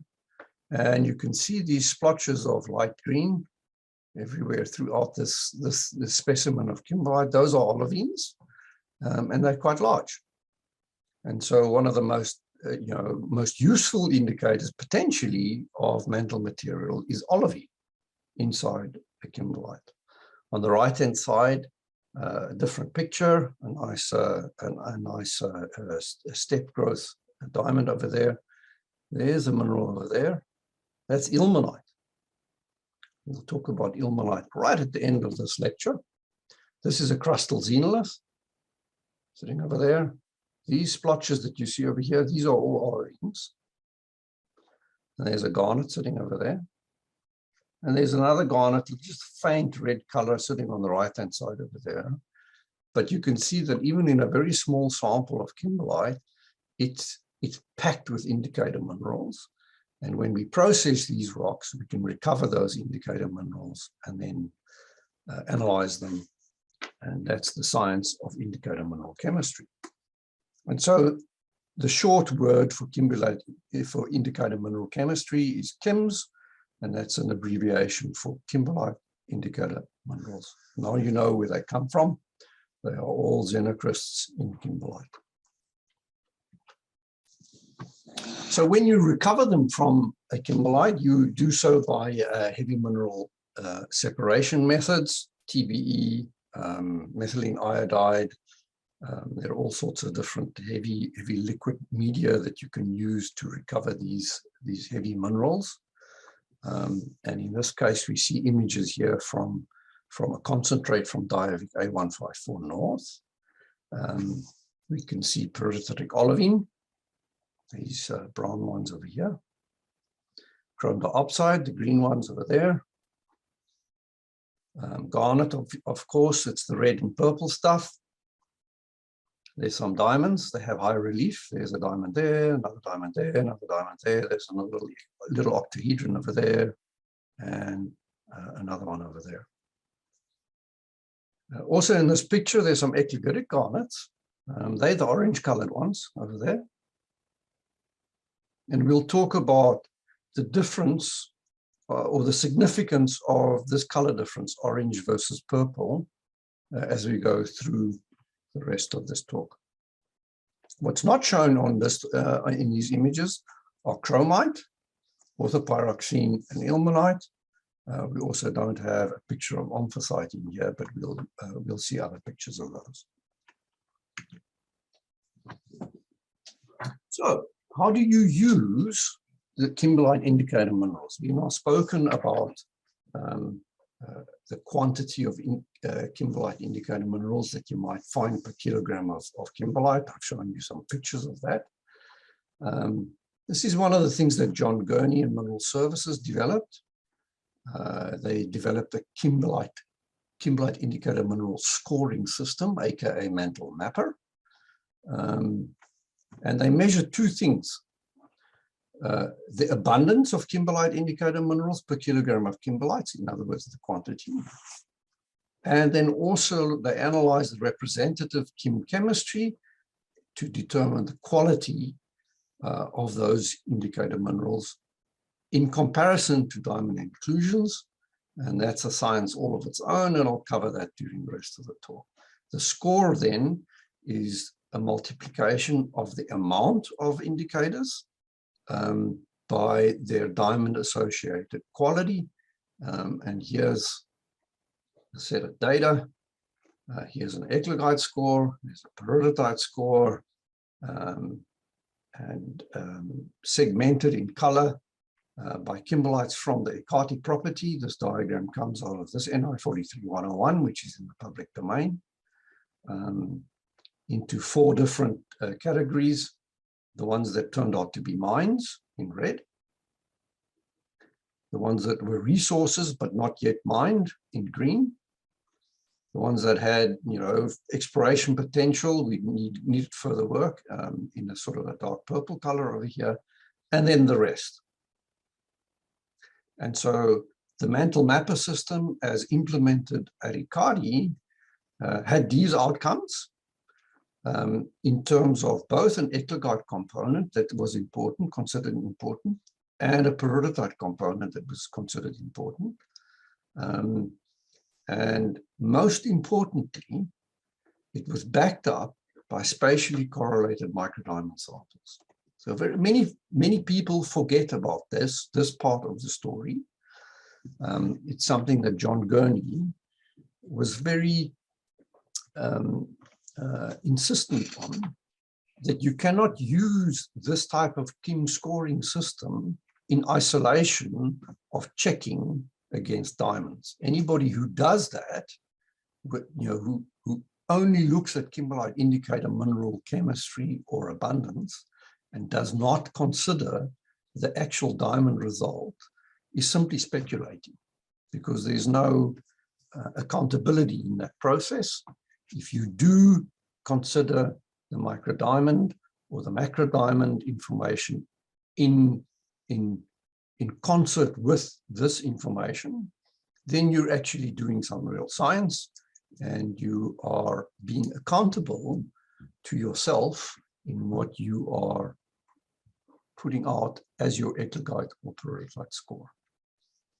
So as an example of how Kim scoring might work, here's a picture of peridotite mantle xenoliths in an alkali basalt. That's from China. We can all see that this outcrop over here, if you sampled it, it would have an extremely high quantity of peridotite material per kilogram of basalt. It turns out all of these are spinel peridotite xenoliths. They are not from the diamond stability field. In other words, the quality of these peridotite xenoliths would be 0 in terms of diamonds.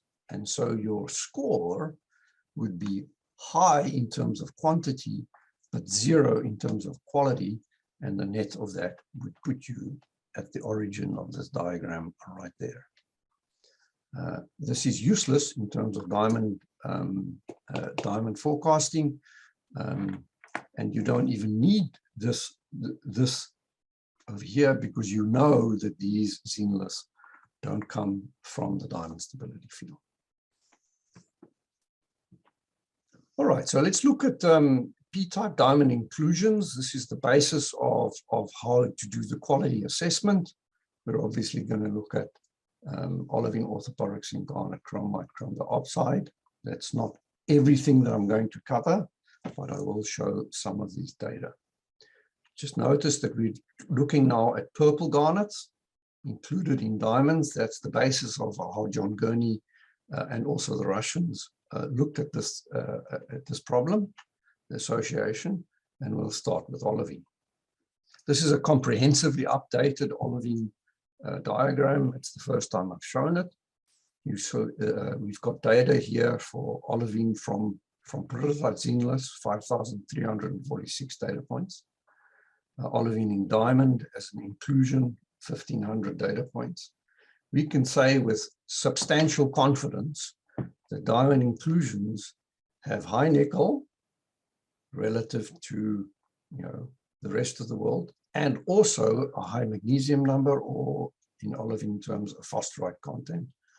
You can see this red cloud of data over here.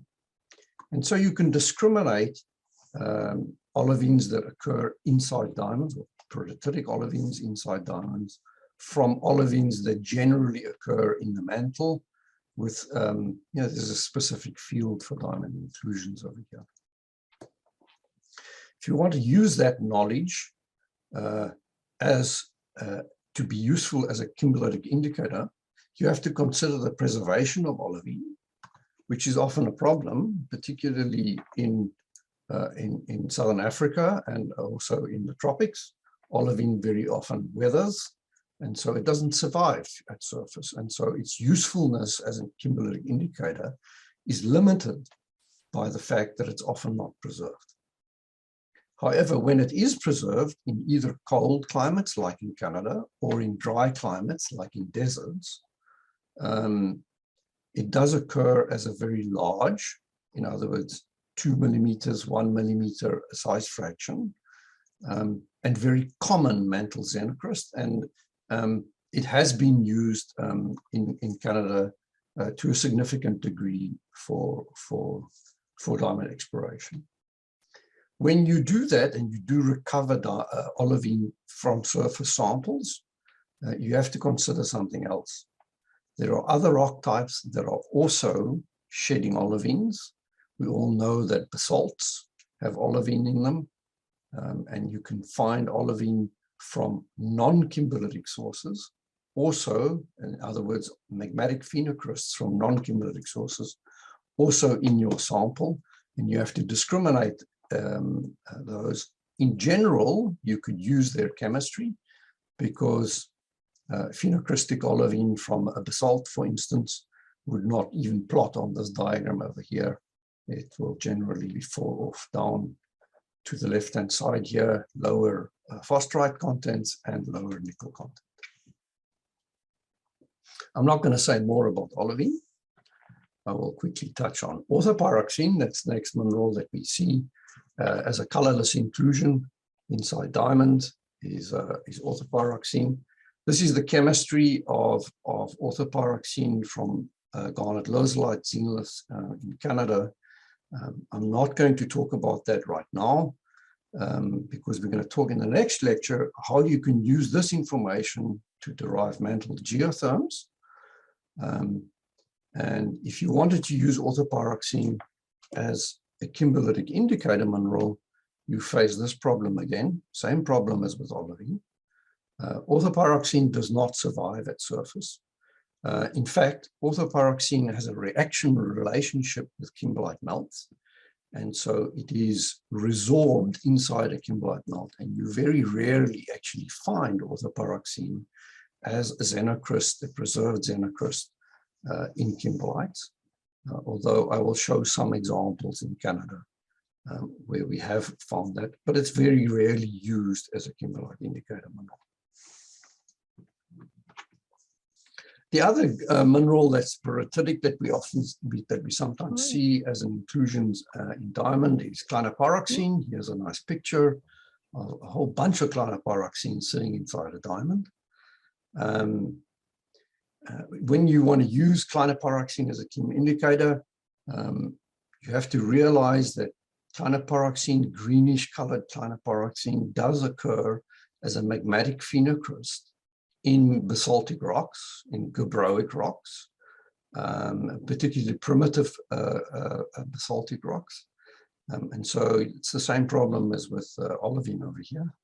There are lots of non-kimberlitic clinopyroxenes that will turn up in your samples, and you will have to discriminate against those because they don't tell you anything about the mantle.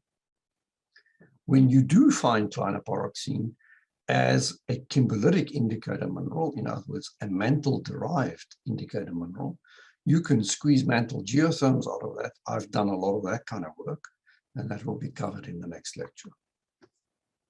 That brings us to chromite. So we take the same approach as we've taken for olivine. I've comprehensively updated this diagram. It's the first time I've shown this diagram. Chromite occurs as an inclusion inside diamond over here.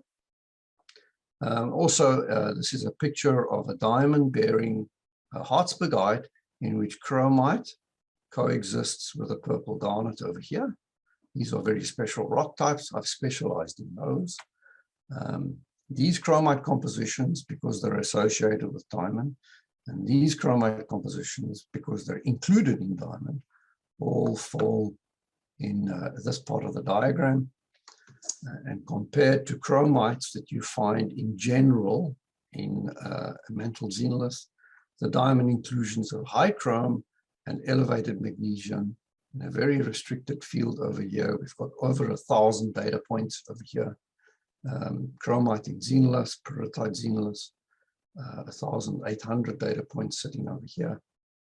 And this differentiation in composition of diamond inclusion chromites from other chromites that occur in peritic xenoliths leads to a diamond inclusion field that is roughly at above 62 weight % chrome.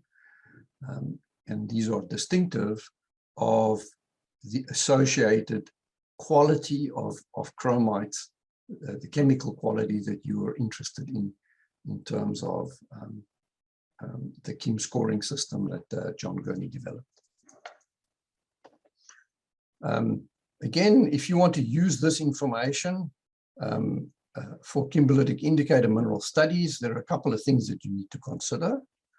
The one is preservation, and chromites have a different preservation profile than silicates. It's an oxide mineral, and so it turns out it's a resistant mineral, and it survives where all your silicates may have been weathered.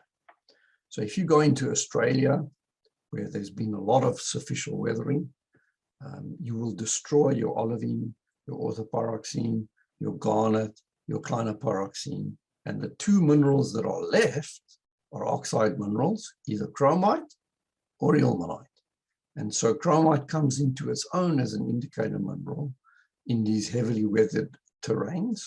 And it is often the only indicator mineral that you can use in those heavily weathered terrains. And in Australia is a particular example, but I know of a number of other situations around the world where the resistate nature of chromite makes it the ideal or only mineral in which you can trace back to source and use this chemical information as a discrimination. When you do so, you have to be vigilant about grain sizes.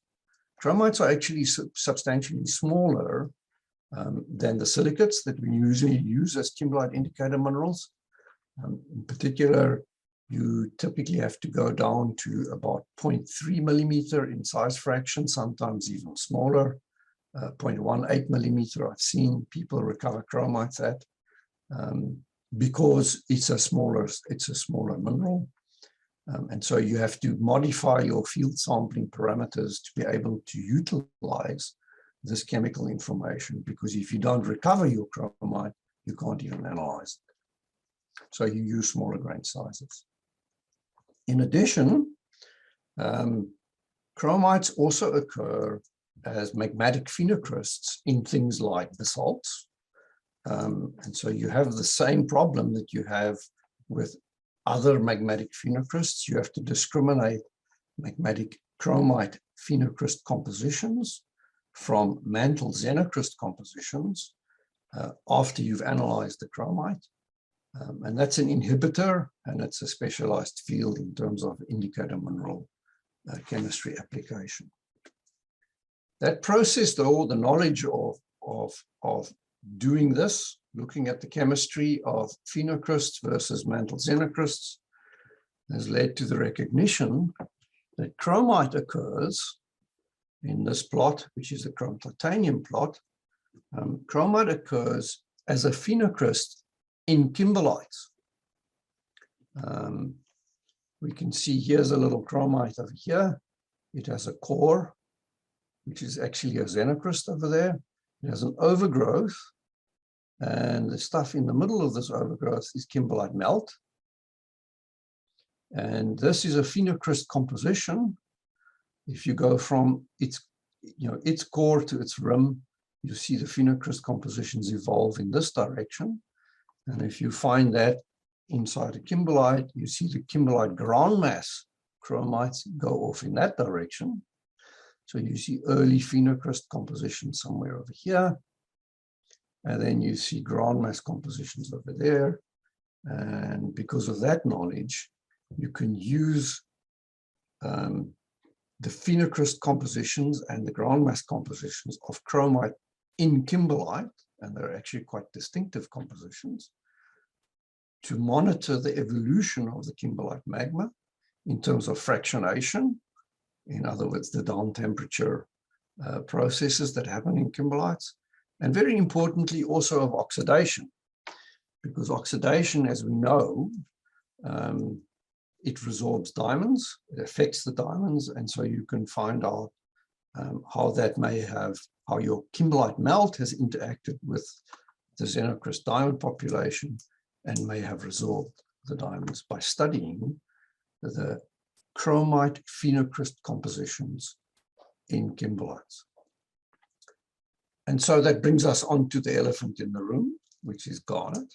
We use garnet a lot in terms of kimberlite indicator mineral compositions. And one of the reasons we do so is because there's a lot of included, garnets are often included inside diamonds, and people have studied them. One of the people who have studied them is John Gurney. In 1984, he published a seminal paper in a very obscure little journal in Western Australia. And this is the diagram that he put up at the time. And the diagram was of periodic type inclusions in diamonds as a chrome calcium diagram. And John, if you read this paper carefully, John drew a line, which is this line over here, now known as the G10, G9 line, such that it was situated with 85% of garnet compositions to the left, low calcium compositions to the left, and 15% of the compositions to the right. That was intentionally drawn that way. It was something that John made up. He said, let's do an 85-15 split of the data available, but he didn't do the split without other input of other information. He used actually xenolith information that we'll see in a moment. But just remember 85-15 for chrome larger than 2. There's an 85% association of garnet of these compositions relative to those compositions with diamond. This is the comprehensively updated version of the diagram that John Gurney published in 1984. This is as of 2021. We've got over 1,100 diamond inclusion compositions above 2% chrome. That's this part of the world. Of that diagram since then.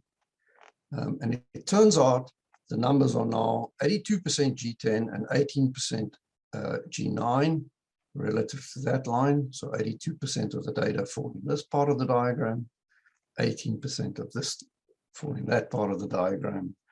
And that's what that diagram now looks like. At the bottom over here, these are all low chrome garnet compositions. They are also called eclogitic or E-type garnet inclusions in diamonds. We'll talk about those in a moment. But on the right-hand diagram over here, I also show garnet compositions in mantle xenoliths. So this is the diamond inclusion picture. This is the picture for mantle xenoliths. That's from my own database. There are 3,900 analyses above 2% chrome on these diagrams. It's the first time I've shown this diagram in this format. If you look at the numbers, this part of the diagram has 16% of the data. this part of the diagram, has 84% of the data. And so that's almost an exact flip of these numbers, 82 versus 18, 16 versus 84. And that leads us to a little calculation, which is the same calculation that Gurney did in 1984. Essentially, Gurney in 1984, if we updated it, it says on average, there is a 24-fold preferential association, or if you want, partition of carbon in peridotite for G10 hardspigite over G9 leusolite. Where does the 24 come from? It's 82 over 18, which is that number over that number, multiplied by 84 over 16, which is that number over that number. That gives you 24. In other words, if you find a garnet composition in this part of the diagram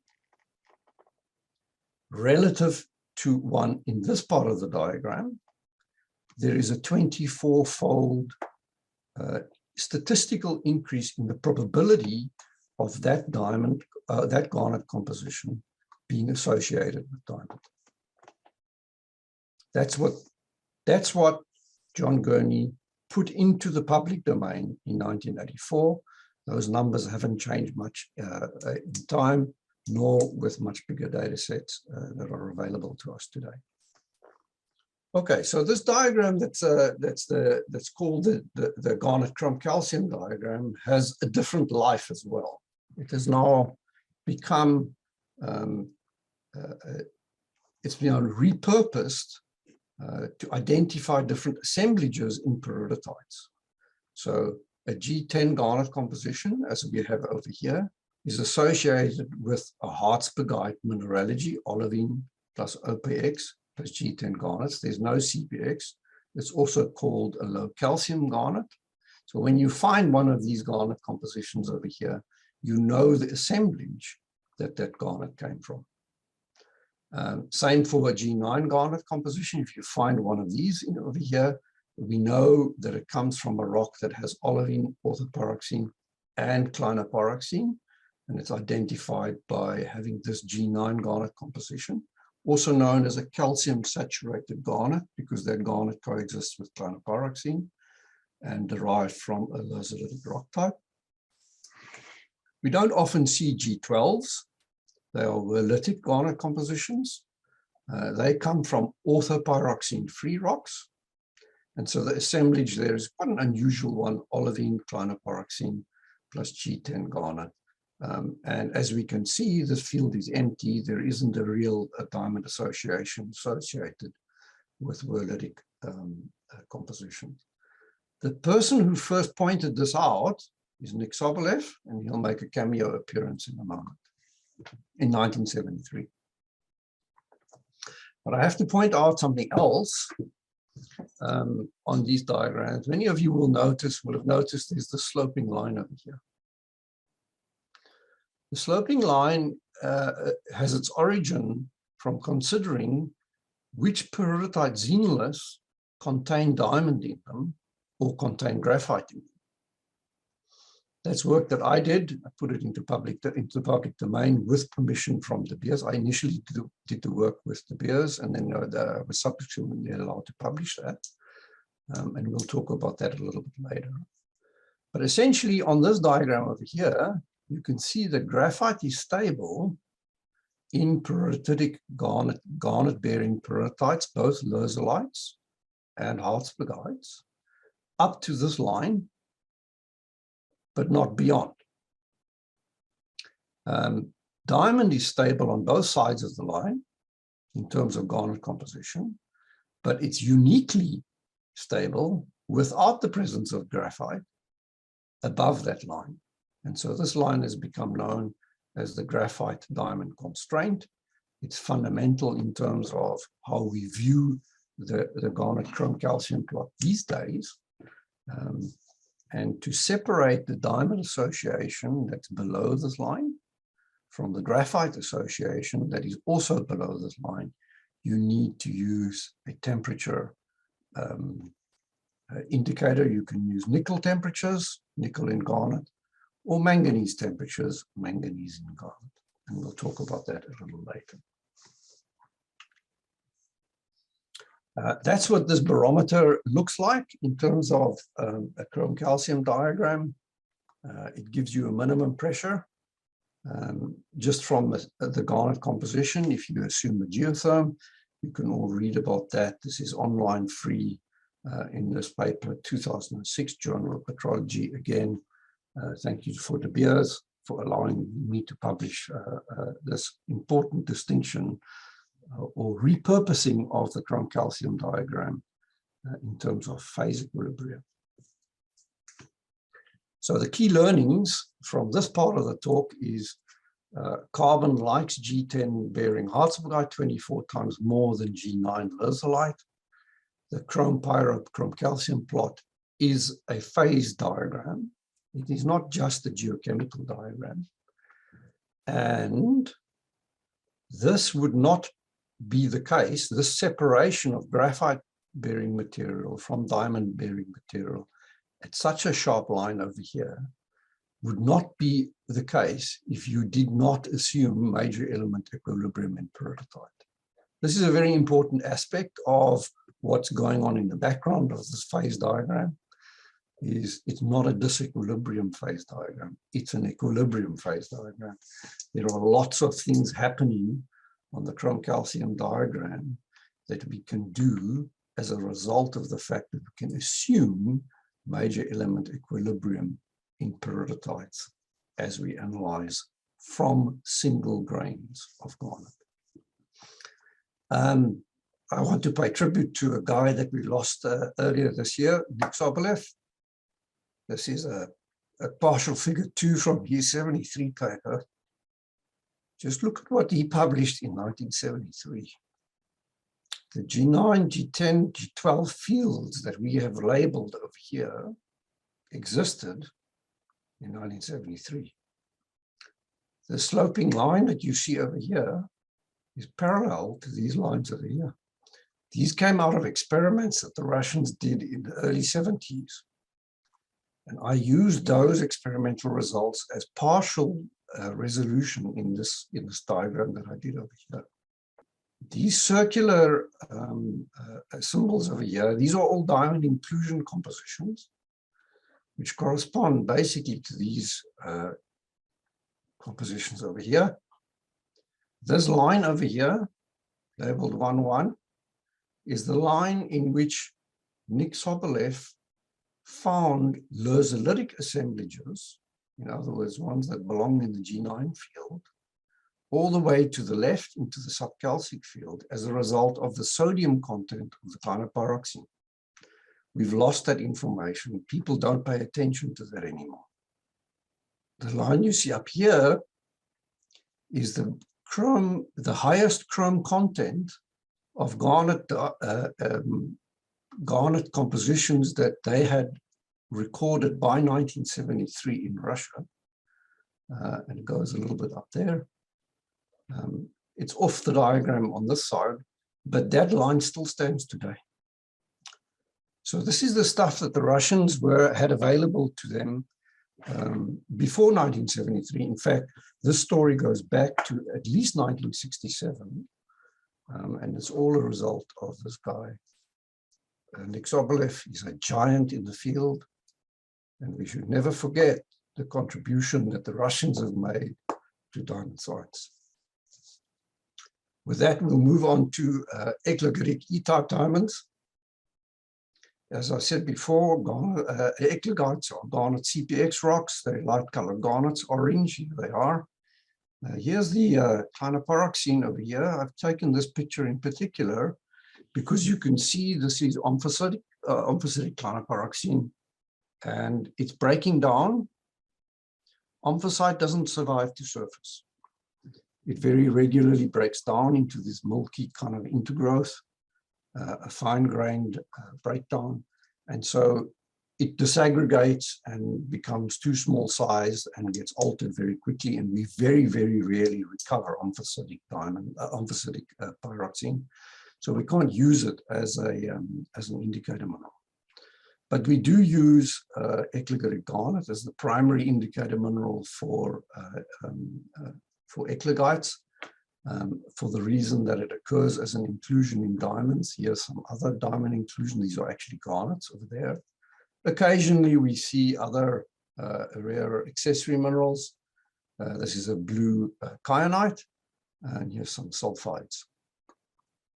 But largely, we will be talking about garnet. They are orange. They are low chrome. I've shown you them on the previous diagram.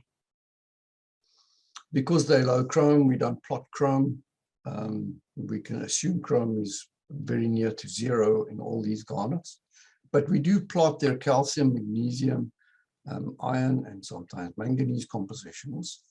And when you do that for garnet compositions in carbon-free eclogites, there's about 800 data points over here. You see a very big range of calcium, magnesium, iron compositions. And if you compare that with garnet compositions in carbon-bearing eclogites, about a third of the data, you see basically the same range of compositions. You see this is the highest density of data is over here. It's the same distribution of data over there.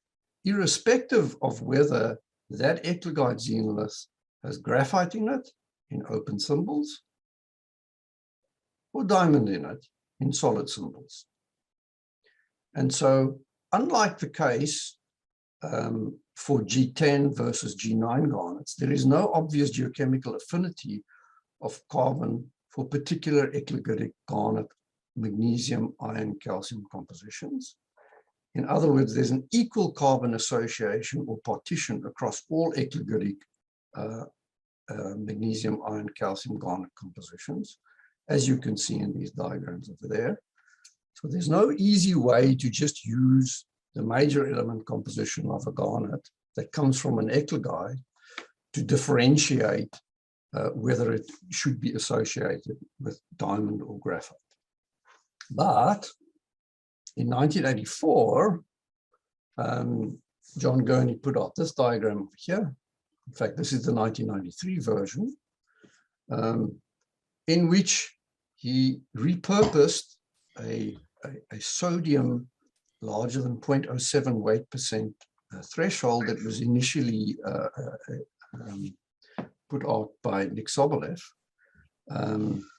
as an indicator of the lowest sodium content of diamond association based on the inclusion compositions of garnets in eclogatic diamonds. 5 minutes. Yeah, I'll be going over. I've requested an hour for this talk. Okay, carry on. Okay. This is the updated version of that same diagram. We now have a lot more data. It's 1,300 other. In this diagram over here, Argyle occupied these solid squares. I've separated Argyle out in the updated version as well, just so that we can compare things. It's quite important that we do, because most of the data is not like what you see at Argyle. Argyle remains extreme. In other words, most other localities have sodium less than 0.4, roughly over there. And you can see that the bulk of the data is sitting over there, as is the bulk of the data less than 0.4 over here. And mostly that's where we, in actual applications, we mostly cut this diagram off at 0.4 weight percent sodium. If you look at my xenolith database, 85% of diamond eclogite xenoliths have sodium larger than 0.07 to a maximum of about 0.3 weight percent. That's 418 or 419 data. And 76% of graphite eclogite xenoliths have high sodium, but up to a maximum of only 0.18. That's less data, 39 or 51. And so the updated version of the sodium threshold that Gurney put out in 1984 is basically this. Sodium titanium metasomatism accompanies diamond and graphite deposition in eclogite. In other words, eclogitic diamonds, at least we now know, are metasomatic in eclogite. And therefore you can find elevated sodium titanium in any eclogitic garnet that is associated with carbon, whether that carbon is either diamond or graphite. What that means in terms of diamond exploration or application is it's quite difficult to tell a graphite-bearing eclogite diamond from a diamond-bearing eclogite. And we have not yet found a solution to that problem. Instead, we're just saying that sodic eclogitic garnets have an association with carbon, and sometimes that carbon is diamond, and sometimes it's graphite. So what's the value of garnet compositions? What's the relative value of peridotic diamonds versus eclogitic diamonds? So here are some numbers. Diamond eclogite xenoliths have in situ grades of 1,000 to 20,000 carats per ton. Diamond peridotite xenoliths have in situ grades of 5 to 550 carats per ton. There's one exception, that's from Premier. It has a very high grade.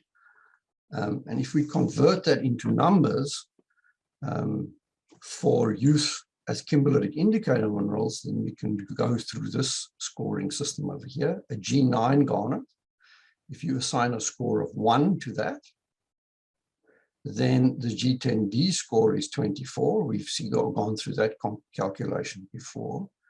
And a G3D score, in other words, a diamond-associated eclogitic garnet score, is 1,000 over 5, which is that number divided by that number, times 24, which is that number over there, times 5 over 50. And the 5 over 50 comes from the fact that peridotites have roughly 5 modal percent garnet, whereas eclogites have roughly 50% modal percent garnet. And so you get more garnet per unit volume, 10 times more garnet per unit volume from an eclogite than you do from a peridotite. And so you end up with a score of about 480. You can do the same calculation. 20,000 over 550, that's that number over that number, times 24 times 5 over 50 is 87. So you can put into this question mark box over here either 87 or 480, it doesn't really matter. The point is eclogitic diamonds or eclogitic garnets are much more valuable in terms of the association of diamonds than G10 garnets are. And that's something that we focus on when we do kimberlitic indicator mineral analyses. So here's another cameo from a giant who left us 3 years ago, John Gurney. And I thought for this talk, I'll just put up the text that comes out of this paper, Gurney, Helmstedt, and Moore, 1993, where he laid out the basics of this mantle mapper scoring system. And these are the same basic mineralogical tenets that today still underpin pre-mining assessment of primary diamond deposits. Kimberlites are basically a transporting agent for macrodiamonds from the upper mantle to the Earth's surface. The amount of diamond the kimberlite will contain will depend on at least 6 variables. How much diamond peridotite did it sample? What was the grade of that peridotite? How much diamond eclogite did it sample? What was the grade of the diamond eclogite? How well were the diamonds preserved during transportation? How efficiently did they make their way to surface? This is the eclogite score versus the peridotite score. The amount of diamond peridotite or diamond eclogite that has been sampled should be reflected in the amount of disaggregated material, mineral grains, in other words, the quantity, If these can be identified, it should be possible to forecast whether diamond could be present or not. Here's an interesting sentence. Forecasting accurately the diamond content of a rock that is in the mantle and cannot be directly sampled is unfortunately impossible, so that variations in B and D cannot be quantified in any rigorous way. Classical sentence from John. Fortunately, the diamond indicator minerals can be identified by certain compositional parameters, and the higher the abundance of these minerals that are present in kimberlites, the better the diamond content of the body usually is. However, there are exceptions, as must be expected from the considerations that are listed over here. Thank you, John, for giving us this realization of how to put this story together, and then actually going and applying it in the real world, in particular at Ikadi, but also earlier on in Botswana with Falconbridge. That brings us to the last mineral that we need to consider. There are only 2 slides here, ilmenite. Ilmenite is strongly associated with particular kimberlite intrusions. We separate mantle compositions, and we call them kimberlitic, from crustal or basaltic compositions, which are non-kimberlitic, based on a curve in titanium magnesium space. These are kimberlitic ilmenites. These ones are non-kimberlitic ilmenites. They come out of basaltic sources. Ilmenites, unfortunately, don't have a direct association with diamonds. They occur in iron titanium metasomatic open systems in the mantle. And because these are open systems, you can use their chrome, aluminium, magnesium, plus or minus manganese contents as fingerprintings, and I'll show that in the next slide. I have to say something about presence and abundance. There are certain kimberlite intrusions that have no ilmenite in them whatsoever. And so sometimes they are present and sometimes they are not present. And when they are present, they are often very abundant.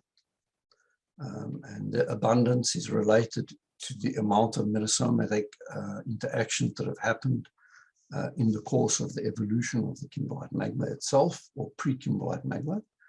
And so the study of ilmenites and what they mean to us as indicator minerals is an ongoing topic. These are 2 very important references, Bruce Wyatt's work, which is where these 2 diagrams come from, but also a reference work done by Dan Schulze, published in International Geology Review. One of the applications that you can put ilmenites to is tracing them back to source. In other words, ilmenite provenance. There's 3 examples here that come from Canada. There's a map of Canada, lots of kimberlite fields in black across the Canadian shield.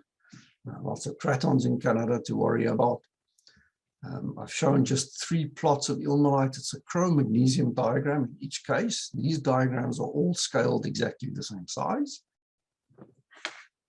And the ones in the bottom right here, these are ilmenites that have traveled 350 kilometers down ice away from the Victor kimberlite. Notice there are no low chrome ilmenites here. These ilmenites all have a very particular sort of wedge shape or triangular shape set of compositions. And you can compare those against these. These ilmenites come from the Fort Alacon kimberlites. They also traveled more than 350 kilometers away from a particular source. And their compositions are completely different from those ones over there. And so you can identify the source of where they've come from by their ilmenite composition. Up here in Nunavut, in the NWT, there's an example by Telmora Diamonds. They've been hunting down kimberlitic ilmenites for a long time now. They still haven't found the source. Or they haven't had the money to go and drill the source. They think they know where the source is. But they know they've got a unique source because of these ilmenite compositions over here that they repeat year after year when they sample there. And you can see that these ilmenite compositions are again very different to those ones and those ones over there. So that's all I have to say about mantle indicators 101. It's a big topic to cover in one lecture, and so it took me an hour exactly. I'm open for discussion and questions. Well done, Herman. Thanks, Herman. That was excellent. Just to get it going, I mean, you'll be familiar with the many of the, when you go back to Russia and you commented on the olivines there, you know, they found lots of nodules which were effectively dunites in their, you know, in their mantle assemblage, so to speak. John, I'll actually cover the dunite story tomorrow. Okay, it's part of the story tomorrow. Yeah, okay. It's an important part of the story. Yeah. Yeah, good. But just briefly, these things you see over here, these garnet compositions, these very low calcium garnet compositions, they are characteristic of dunites. Yeah. Yeah, very refractory. And well done on acknowledging and commenting on Nick Sobolev. I mean, and John. I mean, they were both very big characters. You know, and Nick was a wonderful person. I mean, you had, you know, far more direct interaction with him than I did. But you know, we were very privileged to have that sort of interaction, and many of the other scientists that we interacted with from Russia or in Russia.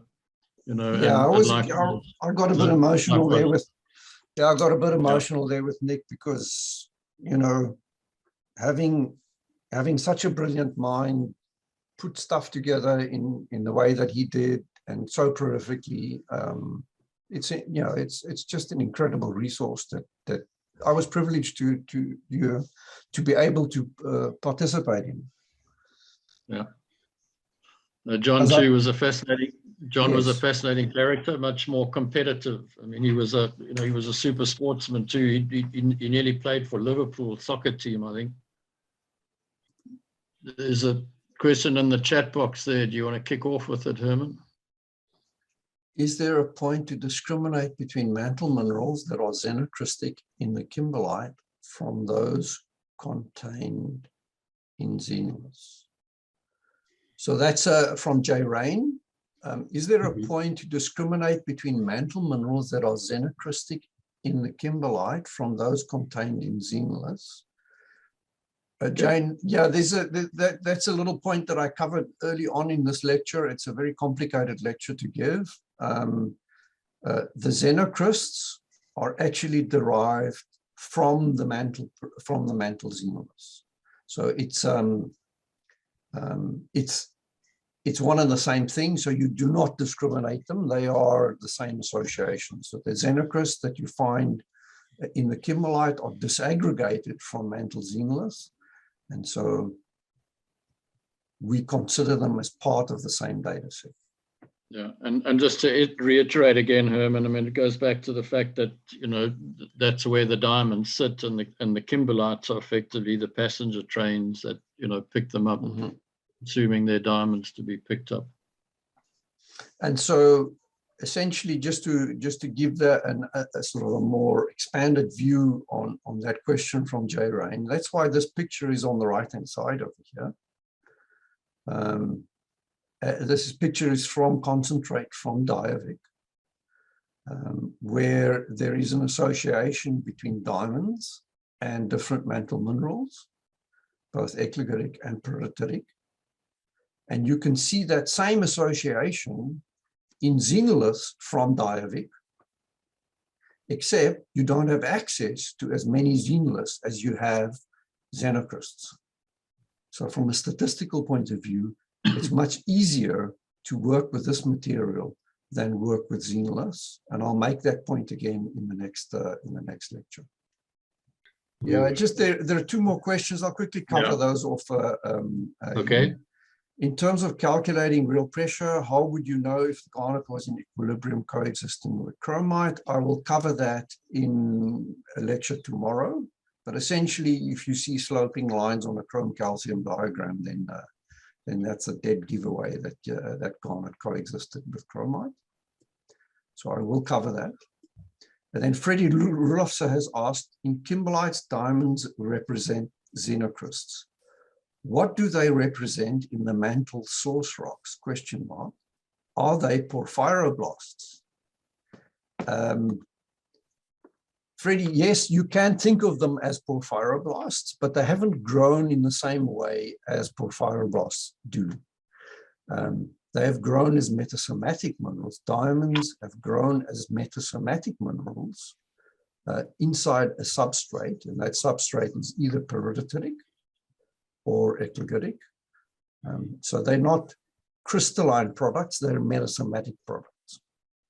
I hope that answers your question. Yeah.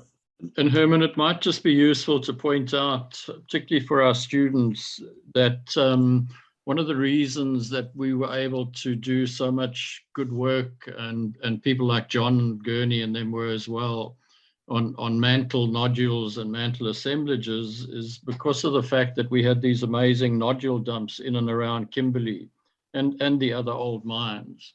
And I mean, just for interest, it goes back to the fact that when the mines were started in the 1869s, 1870s, particularly in Kimberley, there were no big jaw crushers or crushing. So those, the samples that came out of the mantle ended up as amazing nodules, remnants of deep mantle material. And I guess, that's played a very key aspect in us and allowing us to understand the mantle so well. And those lovely specimens you show of diamondiferous eclogites and peridotites and, the eclogites that came out of Roberts Victor. I mean, you don't see that in modern diamond mines or Canadian diamond mines very rarely because of the crushing and the comminution. Yes. And yeah, I mean, people like Joe Boyd and so on, they've had a field day collecting xenoliths. Yeah. And these days we collect xenocrysts. And that's a fundamental difference in the way we look at the mantle these days. We look at it through the lens of single minerals, whereas previous generations looked at it through the lens of the whole rock, the xenolith. And so understanding the relationship between the xenolith studies and the xenocryst studies that we do today is fundamental. And that's why that chrome calcium diagram and its assemblages that it represents, it's quite fundamental in understanding. It's the link between the rock and the minerals that we study these days.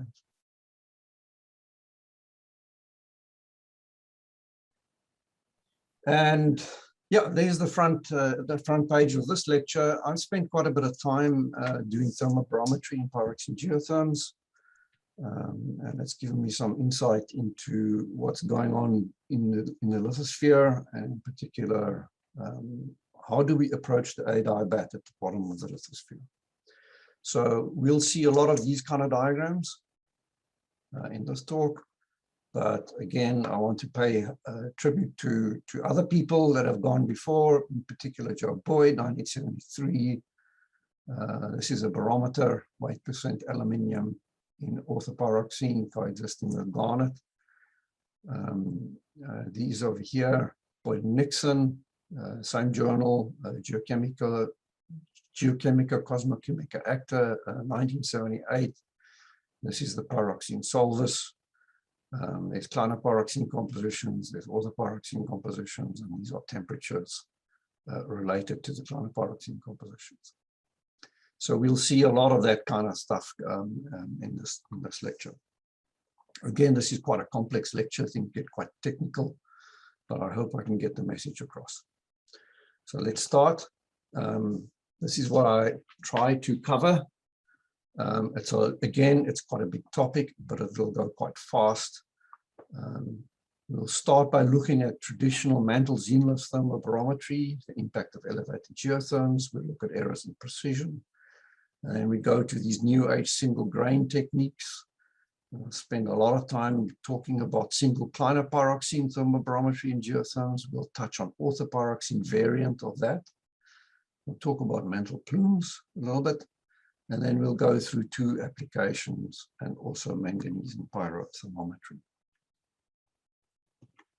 So there's a good question to ask. Why do we bother with pressure temperature determinations? If we can take a diagram like this, calcium diagram, and we can identify G10 garnets and their association with diamond, why do we bother with pressure temperatures? We bother because of a paper that was published by Simon Shee and John Bristow and other people in 1986, where they described mantle xenoliths from the Kuruman province in kimberlite, just northwest of Kimberley, in which they put out subcalcic garnet compositions in Hartsbergite xenoliths from the Kuruman kimberlite province, which, when you calculate the pressure temperature conditions for those subcalcic those xenoliths, you find out that the xenoliths are on a geotherm like this, but they all plot inside the graphite stability field. So that puts a cat amongst the pigeons, which is called a hot geotherm. If you end up with these type of garnet compositions, and they're sitting in the graphite stability field, then they obviously cannot have a diamond association. And so, since 1986, this whole question of, is my G10 garnet, or for that matter, a G9 garnet, is it in the graphite stability field, or is it in the diamond stability field, is a topic of conversation. And that topic of conversation occurs within a framework that has 3 important principles to consider. The one is this line over here, which is called the mantle adiabat.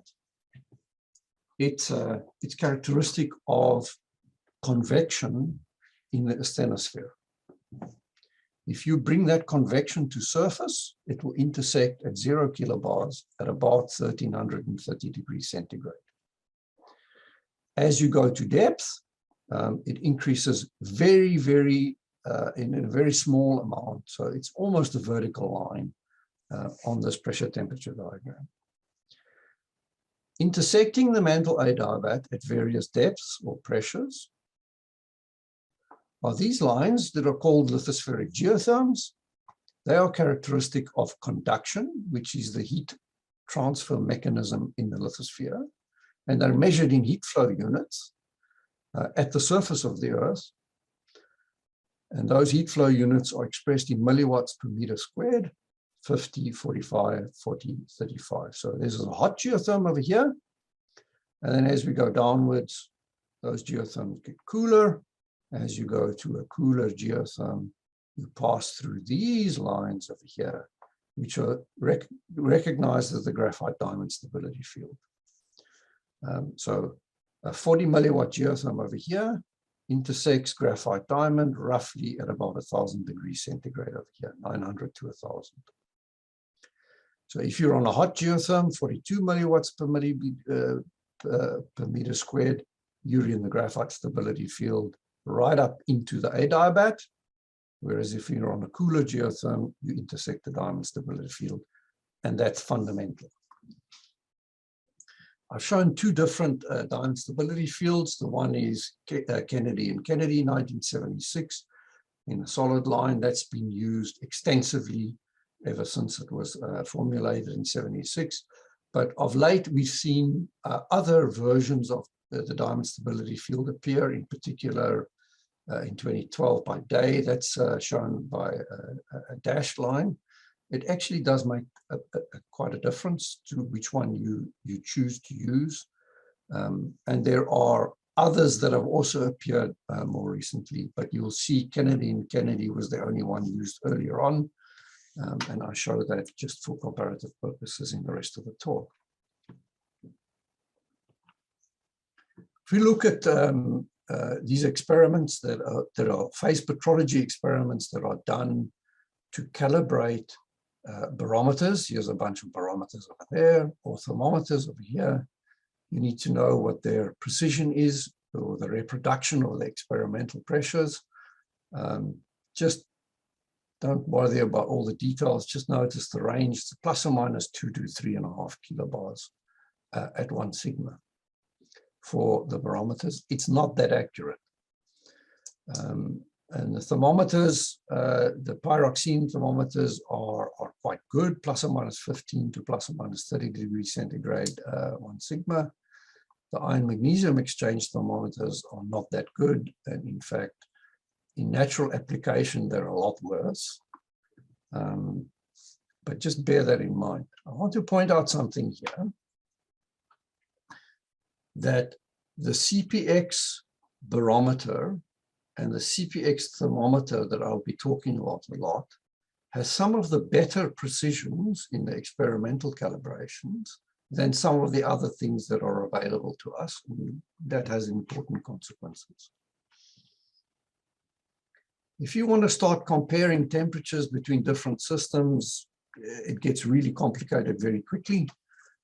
In particular, when you start applying it to mantle zenith data as opposed to calibration experiments, because this is an uncontrolled experiment.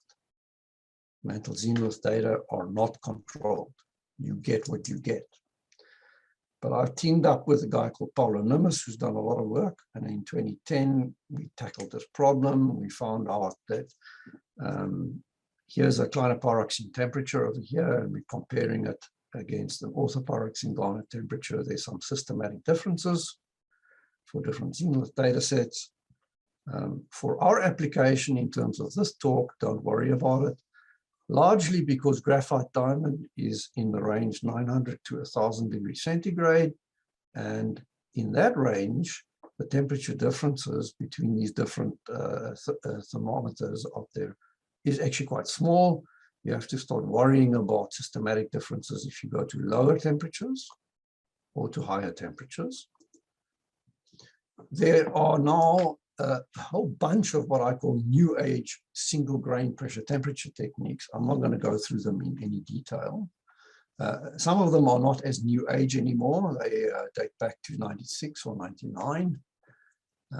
And it's a work in progress. The latest delivery was in 2017. And there are new versions coming out. There's a discussion in 2021. So this is a long-ranging story about what to use where. The point I'm trying to make here is this. It's pretty easy to get a temperature. And you can get it for a range of different minerals. Garnets, chromites, garnets, chrome diopsides, olivines. But there's only one mineral that you can use to get both pressure and temperature at once. If you analyze only one mineral, it's chrome diopside.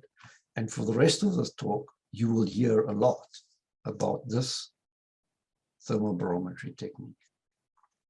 If you do pyroxene thermobarometry on Karpval and Gibeon zenith, that's this time period, on the left, using classical thermobarometry, where you use a xenolith, and you have an orthopyroxene, kleiner pyroxene, and garnet composition analyzed from that xenolith, you get geotherms from xenoliths that look like this. For Gibeon, there's a slightly elevated geotherm or a thermal perturbation over there. That's in Namibia, xenoliths from Namibia. Northern Lesotho in green has a characteristic a geotherm profile, roughly 40 milliwatts, goes into diamond stability field about 1000 degrees centigrade, but has a very unique signal of higher temperatures that are above the adiabat. Remember that. In Kimberley, lots of xenoliths from Kimberley. You see the blue line over here, very straight, very clear conductive geotherm, just below 40 milliwatts, within error of 40 milliwatts. So that's the picture you get on the left if you use traditional xenolith thermobarometry. If you now take this kleiner pyroxene from that data set and you apply the single grain thermobarometer to that clinopyroxene composition, you get this picture on the right-hand side. Notice there's a consistent overall topology between these two. The red, the green, and the blue are in the same relative orientation. The CPX PT arrays appear flatter. In other words, they cross over the conductive geotherms. That's a function of the barometer. But you see the same relative arrangement. For the Carb-Val, it looks like you've got one conductive geotherm over there. You can see one conductive geotherm for the clinopyroxenes using the single CPX technique. The diamond windows in the same place. You can reproduce the super adiabatic temperatures from northern Lesotho using the single grain approach. So if you look at the calibration or the relative information recovery that you get from the single CPX thermobarometry technique by assuming the presence of coexisting orthopyroxene and garnet, you can do pretty well. So I've played the same game in Canada. And again, you can see basically the same situation. The overall topology, red versus green versus blue, is the same on the left-hand side as it is on the right-hand side. There are no temperatures above the adiabat. You reproduce that on the left to the right. The big difference between the Canadian data set and the Southern African data set is that you separate three distinct geotherms. There's a geotherm over there, comes from Somerset Island. It stays in the graphite stability field for most of its life. And it turns out there are very few diamonds recovered from Somerset Island. And most of the kimberlites do not have diamonds in them. There are one or two that do. But it's very, very low grade diamond contents. At Kirkland Lake, you see a different geotherm over there. It's slightly cooler in green. You see that on the left-hand side as well. The Kirkland Lake kimberlites, most of them are diamondiferous, but they are lower grades and they are not mined. And then if you go to the slave craton, the central and northern slave craton, you see this type of geotherm over there. It enters the diamond stability field over there, very low temperatures, and then has a sort of a strange arrangement to sort of slightly higher conductive geotherms. That's a 36 milliwatt geotherm there. If you compare it between there, and then it ends up closer to a 40 milliwatt geotherm. That's a very strange feature of what's going on the slave. Nevertheless, it's clearly different in terms of its errors or its envelope from the Kirkland Lake geotherm. And so we have three distinct geotherms to calibrate ourselves against when we're using the single clinopyroxene thermobarometry technique. That then has a side benefit. If you use the orthopyroxene compositions from these same xenoliths, you map out three geotherms in orthopyroxene space where you assume garnet and clinopyroxene coexisting. Then the aluminium content of the orthopyroxene is a barometer. The calcium content of the orthopyroxene is a thermometer. And there you have a hot geotherm, intermediate geotherm, and a cold geotherm mapped out in orthopyroxene space. Thank you very much. Cheap and easy way of determining where you are relative to graphite diamond and this very important curve called the mantle adiabat. Turns out this diagram is consistent with high pressure experiments that were done in 2008. And you will find all of this stuff written up in this paper over here. So we've generated ourselves a framework for pyroxene thermobarometry using single mineral grains, which just immensely increases the amount of data that we can consider because it's much easier to recover single grains from everywhere. And here's some examples of application just on the orthopyroxene side. These are orthopyroxenes that were recovered from till samples in the Northern Slave. Guess what? It matches the Northern Slave geotherm that we get out of xenoliths. These are orthopyroxenes that were recovered in till samples in the Kirkland Lake area and the Temiskaming kimberlite fields. Guess what? We match the underlying xenolith geotherm. But in addition, we see some other compositions here, high aluminum orthopyroxene compositions. Those ones come out of spinel-bearing peridotites. And because the garnet does not coexist with the spinel, the orthopyroxene composition changes, and it does not indicate pressure anymore. And so you separate out these compositions in terms of their applicability to geotherms. You have to have garnet coexisting with orthopyroxene to constrain pressure. And we can see that on this diagram over there. And that's the last time I will talk about orthopyroxene geotherms for a while. From now on, we will be talking about clinopyroxene geotherm. Oh, no, I do have one more application. The coldest geotherms that we know of actually are based on orthopyroxene on the left, clinopyroxene on the right, from two localities, Argyll. Over there, we can see there's a hottish geotherm inside the diamond stability field over there on both sides of these diagrams. And for Gahcho Kué, which is in Canada, it's an operating mine. That's the coldest geotherm that we know of. Look at these data over here on clinopyroxene and those data over there on orthopyroxene. Again, we can see that these phases are in equilibrium with each other, and they give us the same part of a story on these diagrams that we now have available to us. A huge leap forward in terms of thermobarometry. It's a well-calibrated systems, and the mantle is behaving as it should. I want to point out there are no temperatures at Argyll that are above the diabet. The only thing that I have to point out here, you can see these conductive geotherms are curved, and that's because they come out of a previous reference, 1977, that has a legacy history. It's everywhere in the literature. In the gray box on the right here, I just put up this little comment: mantle plumes are 200 degrees centigrade hotter than the adiabat. So there's the adiabat. Mantle plumes are that way. Temperatures recorded at depth are in general less than adiabatic, as you can see on this diagram. So plumes are in general not directly involved in kimberlite or lamproite genesis. There are two exceptions. At depth in northern Lesotho and in Coromandel, we rarely record temperatures that are about 80 degrees centigrade hotter than the adiabat.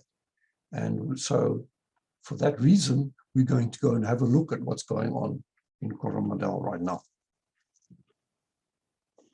This is a paper that I published in 2004 together with George Reed and a number of other people who worked in the field. It's a very interesting setting in Minas Gerais state in Brazil. And if I had to change the title of this talk, it would be changed to this new title over there. That has a lot more sort of impact in terms of the talk that I'm going to give you right now. We start here with a stratigraphic section. At the bottom, there are platform sediments. They are not platform, they're basement sediments, upper Proterozoic to mid Proterozoic. That's overlain by a Cretaceous succession in which this part of the early Cretaceous hosts kimberlites that have diamonds in them. And then there's an unconformity. And above the unconformity in the late Cretaceous, there is a alkaline potassic extrusive magmatic event, huge impact At the base of that, succession, there's a volcaniclastic member called the Mashisi member, and it's stuffed with garnet and clinopyroxene right at the base. We'll see that in a moment. So just remember that kimberlites with diamonds, alkaline volcanic clastics a bit younger. None of these alkaline volcanic clastics have ever been found to contain diamond. If you do clinopyroxene thermobarometry for samples that come from these kimberlites, in this paper we describe 905 of those clinopyroxene from 7 localities. 35% of the data are from spinel leusolite clinopyroxenes, 65% from garnet leusolite. You'll see here there's a 12 kilobar pressure range at a fixed temperature. Look at the pressure range over there. That's quite different from the plus or minus 2.3 that I indicated as a precision earlier on. And the reason we're getting 12 kilobars is because we're not measuring 1 sigma anymore. Now we're measuring 3 sigma because these are real data. And so that gives you an idea of the types of errors that you need to be prepared for if you do thermobarometry on real rocks and you're not doing them in controlled circumstances in phase equilibrium experiments. Nevertheless, we can constrain an average 37 milliwatt geotherm. It goes into a diamond window at 880 degrees centigrade. Let's look at that. There's from that point over there, upwards over there. There's 880. And the sources contain diamonds. So these kimberlites contain diamonds. That's great. The kimberlites are dated at 95 to 89 million years. If we play the same game, and we sample this member, the Mashishi member, we take the clinopyroxenes out of the Mashishi member, we use the same thermobarometry technique from the basal breccia of the Matterhorn, 1,400 CPX from 22 localities, split of spinel to garnet leusolite. The average temperature at a given pressure is 230 degrees centigrade hotter. You'll see that in a different way. And this happened in 4 million years.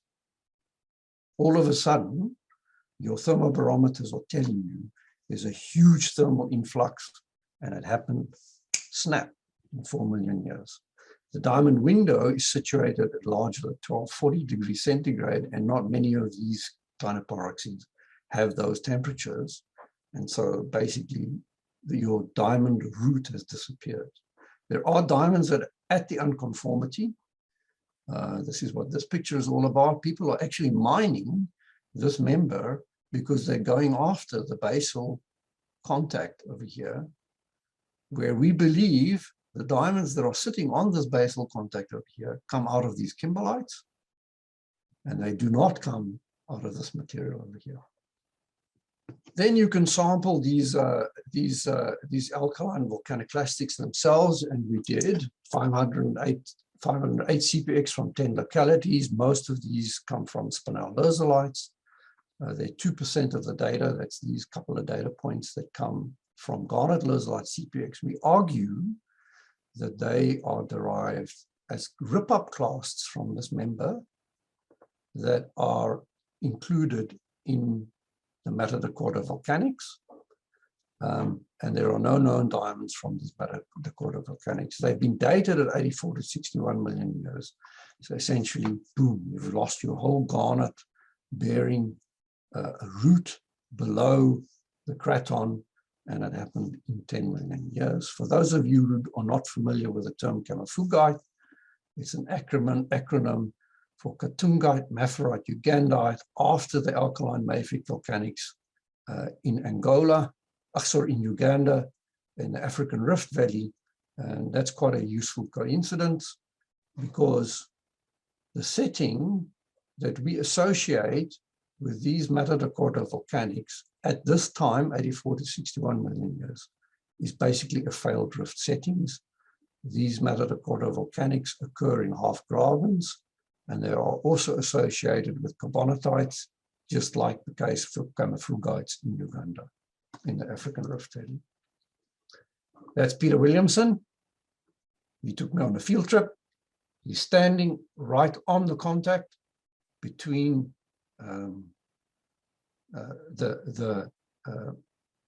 these early Cretaceous rocks and the Matterhorn basal volcaniclastic member. And these people are mining diamonds from this material because they are after the diamonds that are sitting on this unconformity, which we believe come from the kimberlites because of this geothermal evidence. There's a different way of looking at the same data over the time period. This is a histogram of temperatures, and it shows this. The P50 for spinel peridotite CPX is 752 degrees centigrade. It didn't change with time, quite important. The P50 at 95 to 89 million years in the kimberlites is 821. In the Mashishi member, it's 1051. There's 230 degrees centigrade difference. It happened in 4 million years.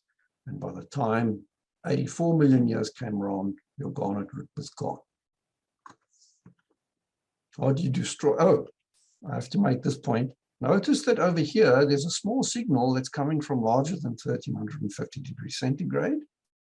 It's present at this time and at this time.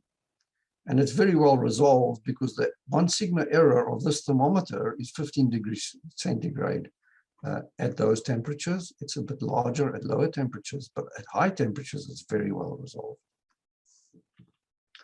And so there's a story that goes with that. Essentially, early on, you had a cold geotherm. It stopped at 53 kilovolt pressure inside the diamond stability field. There's graphite diamond over there. A bit later on, there was sharp heating by 230 degrees centigrade at the base of and within 53 kilovoltosphere. In other words, if you take these solid squares and you put geotherms around them, one end member would be a geotherm that looks like this. It's been heated at its base. It's hot at the bottom there. The other is a geotherm that would look like that. That's that geotherm over there. This geotherm reflects internal heating. It's not heated from below. It's been heated from inside.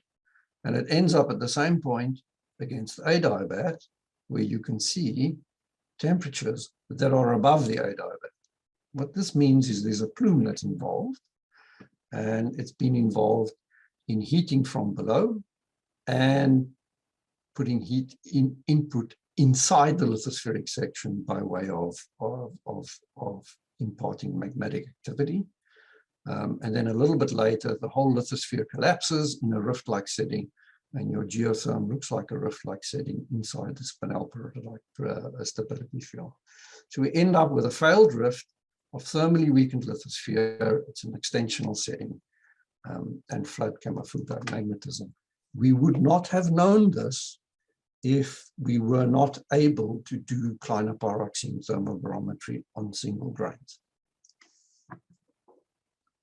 So that's one fairly spectacular example of how we can apply that particular thermobarometer and why it matters in diamond exploration, because these things, the kimberlites, clearly have diamond potential. They have sampled material inside the diamond stability field, whereas the Mashishi member and the volcanic clastics thereafter do not. Notice how quickly these conditions have changed in time. 10 million years is all it takes if a plume happens to impact the base of your lithospheric section. I'm going to look at a slightly different application, Northern Ontario. Canada is a big place. There are lots of kimberlite provinces. I've selected this province over here for the reason it contains two distinct kimberlite eruptive periods. The Kai Lake kimberlites were erupted roughly 1100 million years ago. There are 4 or 5 of those. And De Beers' Adewapiskat kimberlite field, where they mined the Victor kimberlite, erupted at 180 million years. These are 100 kilometers apart. and in the middle of the superior craton. There's the superior craton over there. So we've got two kimberlite events very close to each other inside a craton at different times. Question is, are the geotherms different? What is the story in terms of diamond potential? So I've used the clinopyrox. Oh, there's an important point to make. These chylate kimberlites erupted at the same time as the 1100 million year mid-continental rift, which is 600 kilometers further to the south on this diagram over here. It's basically over there. If we take the clinopyroxene thermobarometry approach to data from chylate kimberlites, they're on open file. Then the black data points is where your results lie relative to the framework that we now have from the Canadian setting. We see a slightly elevated geotherm. It enters the diamond stability field at a high temperature. Notice all these clinopyroxene temperatures are lower than the ADIVAC. To put that into context, at a younger time, for the Adiabariscat kimberlite fields from the same open file data set, there's the clinopyroxene geotherm that we see at a younger time. It goes into the diamond stability field. The geotherm is cooler. It's gray over here. You can see that it's reproduced over there. It's marginally cooler, but it makes a big difference in terms of the intersection with the diamond window. The diamond window is at a temperature of 1000 degrees centigrade as opposed to 1225 over here. So we see with time the changing in geotherm. In this case, it's a very slow cooling from 1100 million years over there to 180 million years over there. 75 to 125 degrees cooling, depending on where you are on the geotherm. How do we put that into further context? I'm going to go jump ahead. Because we have studied diamonds from the Victor mine, which is over there, we know that there was new diamond growth at about 720 million years. And so there has been 500 million years of slow cooling after the 1100 million year mid-continent rift event. And that's in gray because it's, we didn't know that if we didn't mine those diamonds at Victor and do diamond inclusion studies. In other words, we would have had to rely on this single grain evidence that I'm showing you that's on open file to reconstruct this history. I want to put a little bit further context on these results by introducing manganese thermometry on garnets. And that provides a link back to the G10, G9 diagram that we discussed in the previous lecture. So at the Kai Lake, these kimberlites over here, these are the garnet compositions that you find at Kai Lake. And they look pretty alluring or of interest on the chrome calcium diagram. We now know there was a hot geotherm at the time that these kimberlites erupted. And so we need to put thermal context on these garnet compositions. To do so, I'm going to introduce a little projection. There's the G10, G9 divide. It has a calcium number down here of 3.375. You can project things down chrome to values from 0 to 3.375, and you will be in the G10 field. And above 3.375, upwards to about 6, you will be in the G9 field. So that's what this projection is about. From 0 to 3.375 is in the G10 field. From 3.375 to about 6 is in the G9 field. There's that boundary. But I've now got on the y-axis inverted from low temperature to high temperature. Manganese temperatures calculated from these garnet compositions. What we find is that most of these garnets are high temperature. They're above 1000 degrees centigrade. And we know the diamond window starts at 1225. So right at the bottom of the section, we have G10 garnets that are sitting in the diamond stability field. And it turns out the Kai Lake kimberlites actually do have diamonds, even though the geotherm is slightly elevated. We have no garnet data for the low chrome eclogite component in this data set. And here's an interesting factoid. The diamonds at Kai Lake coexisted with the 1100 million year old mid-continent rift event. Even though the geotherm was elevated, the rift is 600 kilometers to the south. And these diamonds have survived, or they were entrained and brought to surface at the time of rifting 600 kilometers to the south. So these diamonds coexisted with that rift event. We can play the same game. Now, watch the difference that you'll see in this next slide. Play the same game for Adowa-Piscat. I'll go back. Look at the completely different thermal profile that you get out of Adowa-Piscat. And also, on the left-hand side, the different chrome calcium diagram. It's completely different. You cannot imagine the setting of a situation that is so different. At Adowa-Piscat, we basically see very few G10 garnets, and the mantle sampling is exclusively at lower temperatures. If we had to go around and assess the proportion of G10 garnets that are in the diamond stability field at above 1000 degrees centigrade, we'd be looking at this little window over here. And so the conclusion here is, or the discussion here is, at 180 million years, the Adowa-Piscat kimberlites are dominantly sampling of graphite facet material of lursaliric mantle. In other words, G9s at temperatures below 1000. That's the dominant signal that you'll get out of these kimberlites over there. There is almost no G10 garnet data that fall in the diamond window. Low chrome eclogite garnets are present. There they are over there. And we either have to infer diamonds that Adowa-Piscat survived the 1100 million year old MCR event, or they grew afterwards during lithospheric cooling. It turns out the latter is the case. And these are the diamond inclusions that you see at Victor. They're very unusual. They are dominantly G9. There are some eclogitic and there are some whorlitic diamond inclusions, in fact. That's very, very unusual to get this. So the diamond growth event that happened in the superior craton after the mid-continent rift event introduced a new wave of diamond mineralization in rock types that ordinarily we do not associate with diamonds.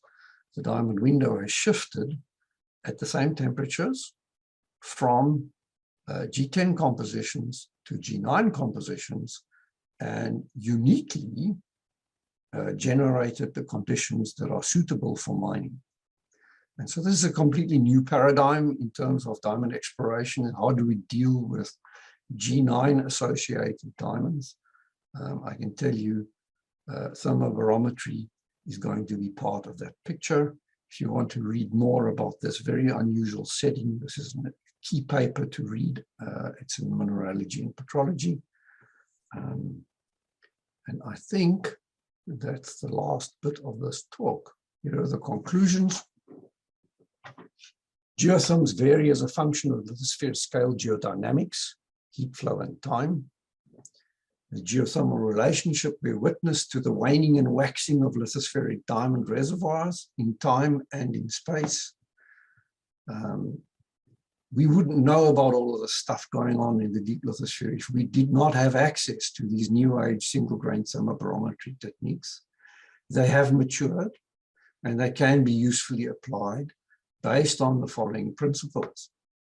You need quality electron microprobe data for parasitic CPX, OPX, and garnet. Guess what? We have lots of that. I've shown you there's stuff on open file that you can use. There is no constraint in terms of applying these new age techniques based on the data availability. You need to sense check what you do against traditional mantle zenith thermobarometry. I've shown how you can do that. It's published. You need to sense check against the presence of diamonds or not. That's a key learning that comes from, you know, having John Gurney around for so many years. John tells you, if you cannot account for your story in terms of the diamond content of your sources, then you're simply speculating. So do that sense check all the time. Keep an eye on your errors and precision. And these are all the applications that I covered in this lecture. I hope I did the topic justice. Thank you very much, Herman. Questions? Just to comment on Victor, I mean, my recall on it, that the diamonds were really nice diamonds, and they were like $450, $500 goods. The grade was pretty low, as I recall, so it wasn't Indeed. sort of a dripping roast. Huh? Indeed. No, the diamonds were good. Yeah. The diamonds were, and yeah. That was a very unusual example, but I chose to use that example because we had these two ages of kimberlite magmatism 100 kilometers apart. Yeah. And it shows a whole lot of other things. You know, I could have chosen the staid old slave stuff and so on, but it's not illustrative of the techniques that are available to us today. No, I agree. And the sort of Wurlitic paragenesis, and obviously, you know, it extends on Herb Helmsted's talk too, that these cratons are complex beasts, and you've also got to understand their geology and structure, Herman. Yeah, these are evolving geodynamic systems. And it's in a geodynamic framework that we can understand them. If we think of cratons as static beasts, we are going down the wrong track. These are dynamic environments. No. Well, next time you come visit Cape Town on the family, best we talk about, you know, the next layers of work on the carp valve. There's lots for you to do back here. Yeah. And I mean, the other fascinating thing is the point that you made. So much of this data is on open file, Herman, which is fantastic. Yeah, look, I mean, the days have changed, right? Where the diamond industry was closed and secretive. Yeah. Why are there any diamonds at all at Somerset? Yeah, that's a very good question, Jay Rain. It's one that I've been battling with, and so I have an answer for you. So what Jay Rain is asking is, look, if we've got, here's the diagram that he's referring to. This is CPX pressures and temperatures in red for Somerset Island, and all of it is falling in the graphite stability field. And if you look at the orthopyroxene diagram on the left-hand side here, same story over there. I've put graphite diamond over here. And all of these data fall straight in the graphite stability field. Now, this is a question of which diamond stability field is actually real. The diamond stability field that I've calibrated on through my career, because it's the one that was most widely used, was Kennedy in 1976. This is this black solid line over here. And it's the same black solid line that I've interpreted on the OPX diagram over here. That's the Kennedy graphite diamond stability field. And you can see it lies on the outer edge of this green data array over here. So I've interpreted it on the outer edge of the green data array over there. However, if you start reading the literature, and it's the more recent literature, there is this other diamond stability field called the Day 2012 diamond stability field. And there are a number of other diamond stability fields that are in the thermodynamic data sets, which put graphite diamond actually quite shallower over there. So I have not mapped this diamond stability field into the orthopyroxene space. If I had to map it in, it would go sort of somewhere down the middle of this green data array, somewhere in there. But it's getting closer and closer to having some of these data points sort of plotting in the diamond stability field. The fact is this: the John Gurney sense check is always, does your result make sense? And the question that you're asking is, why doesn't it make sense that these data don't end up more often inside the diamond stability field if we observe some diamonds in some of the kimberlites? And I think the answer lies in this. There may be different ages of kimberlite at Somerset Island, and some of those kimberlites may have a colder geotherm, and they're not represented on this diagram. These data come from a very particular set of kimberlites on Somerset Island. If you go across the strait, let me go down to the map over here. There's Somerset Island over there. If you go across the strait to number 2 over there, there are kimberlites that are a similar age to the Somerset Island kimberlites, but they have a colder geotherm, and people have actually gone in there and bulk sampled some of them because they have more diamonds. I suspect that there are kimberlites on Somerset Island that have a slightly colder geotherm that have just managed to touch into the diamond stability field, and those are the ones that have diamonds in them. But that's a problem that I have not yet resolved. But thank you for asking the question. It's a very observant one. And Herman, just all this data, is it out of Xenocris from the kimberlites themselves, or is it also from heavy mineral sampling? So these open files that are available in Canada have both.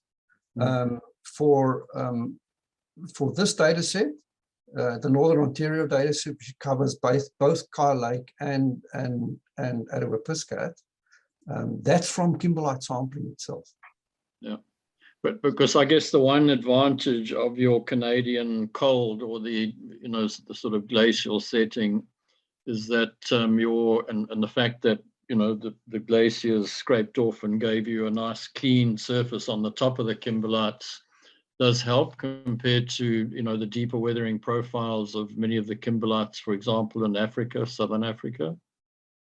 Yeah, look, there's been because we're so cold and we preserve particularly orthopyroxene and olivine. There's been an explosion in the amount of knowledge that you get from olivines. Great. Okay. All right.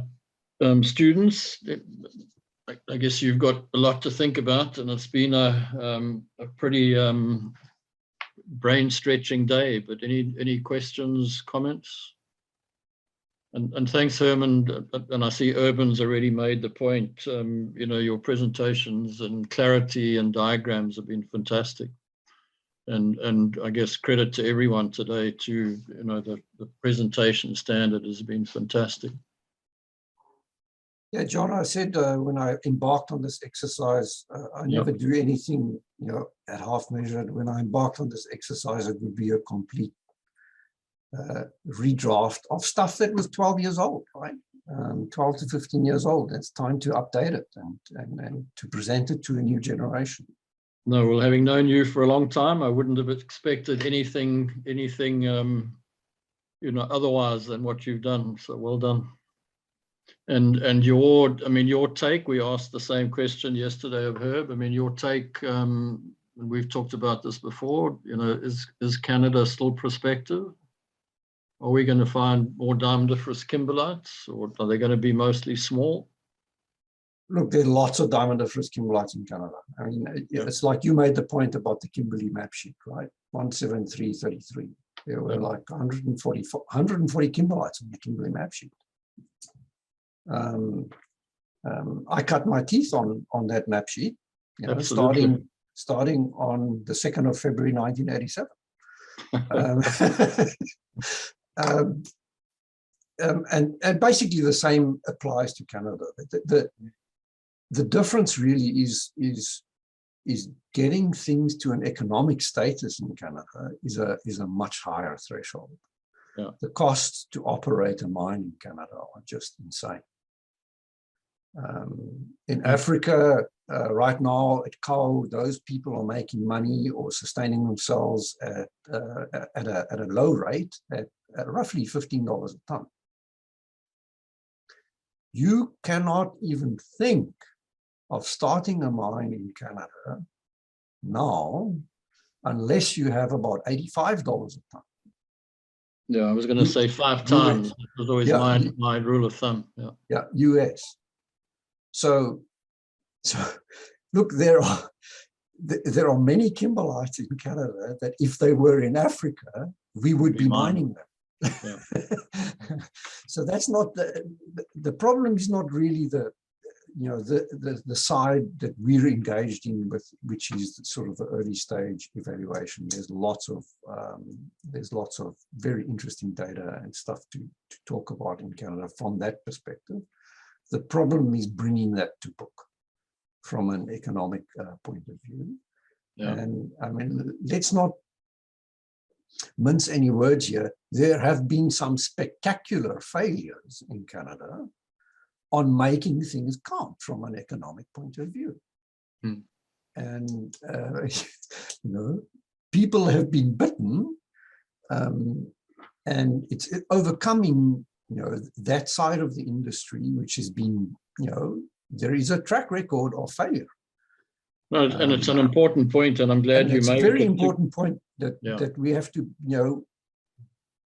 we have to figure out there is some accountability that rests on our shoulders for making sure that that doesn't happen.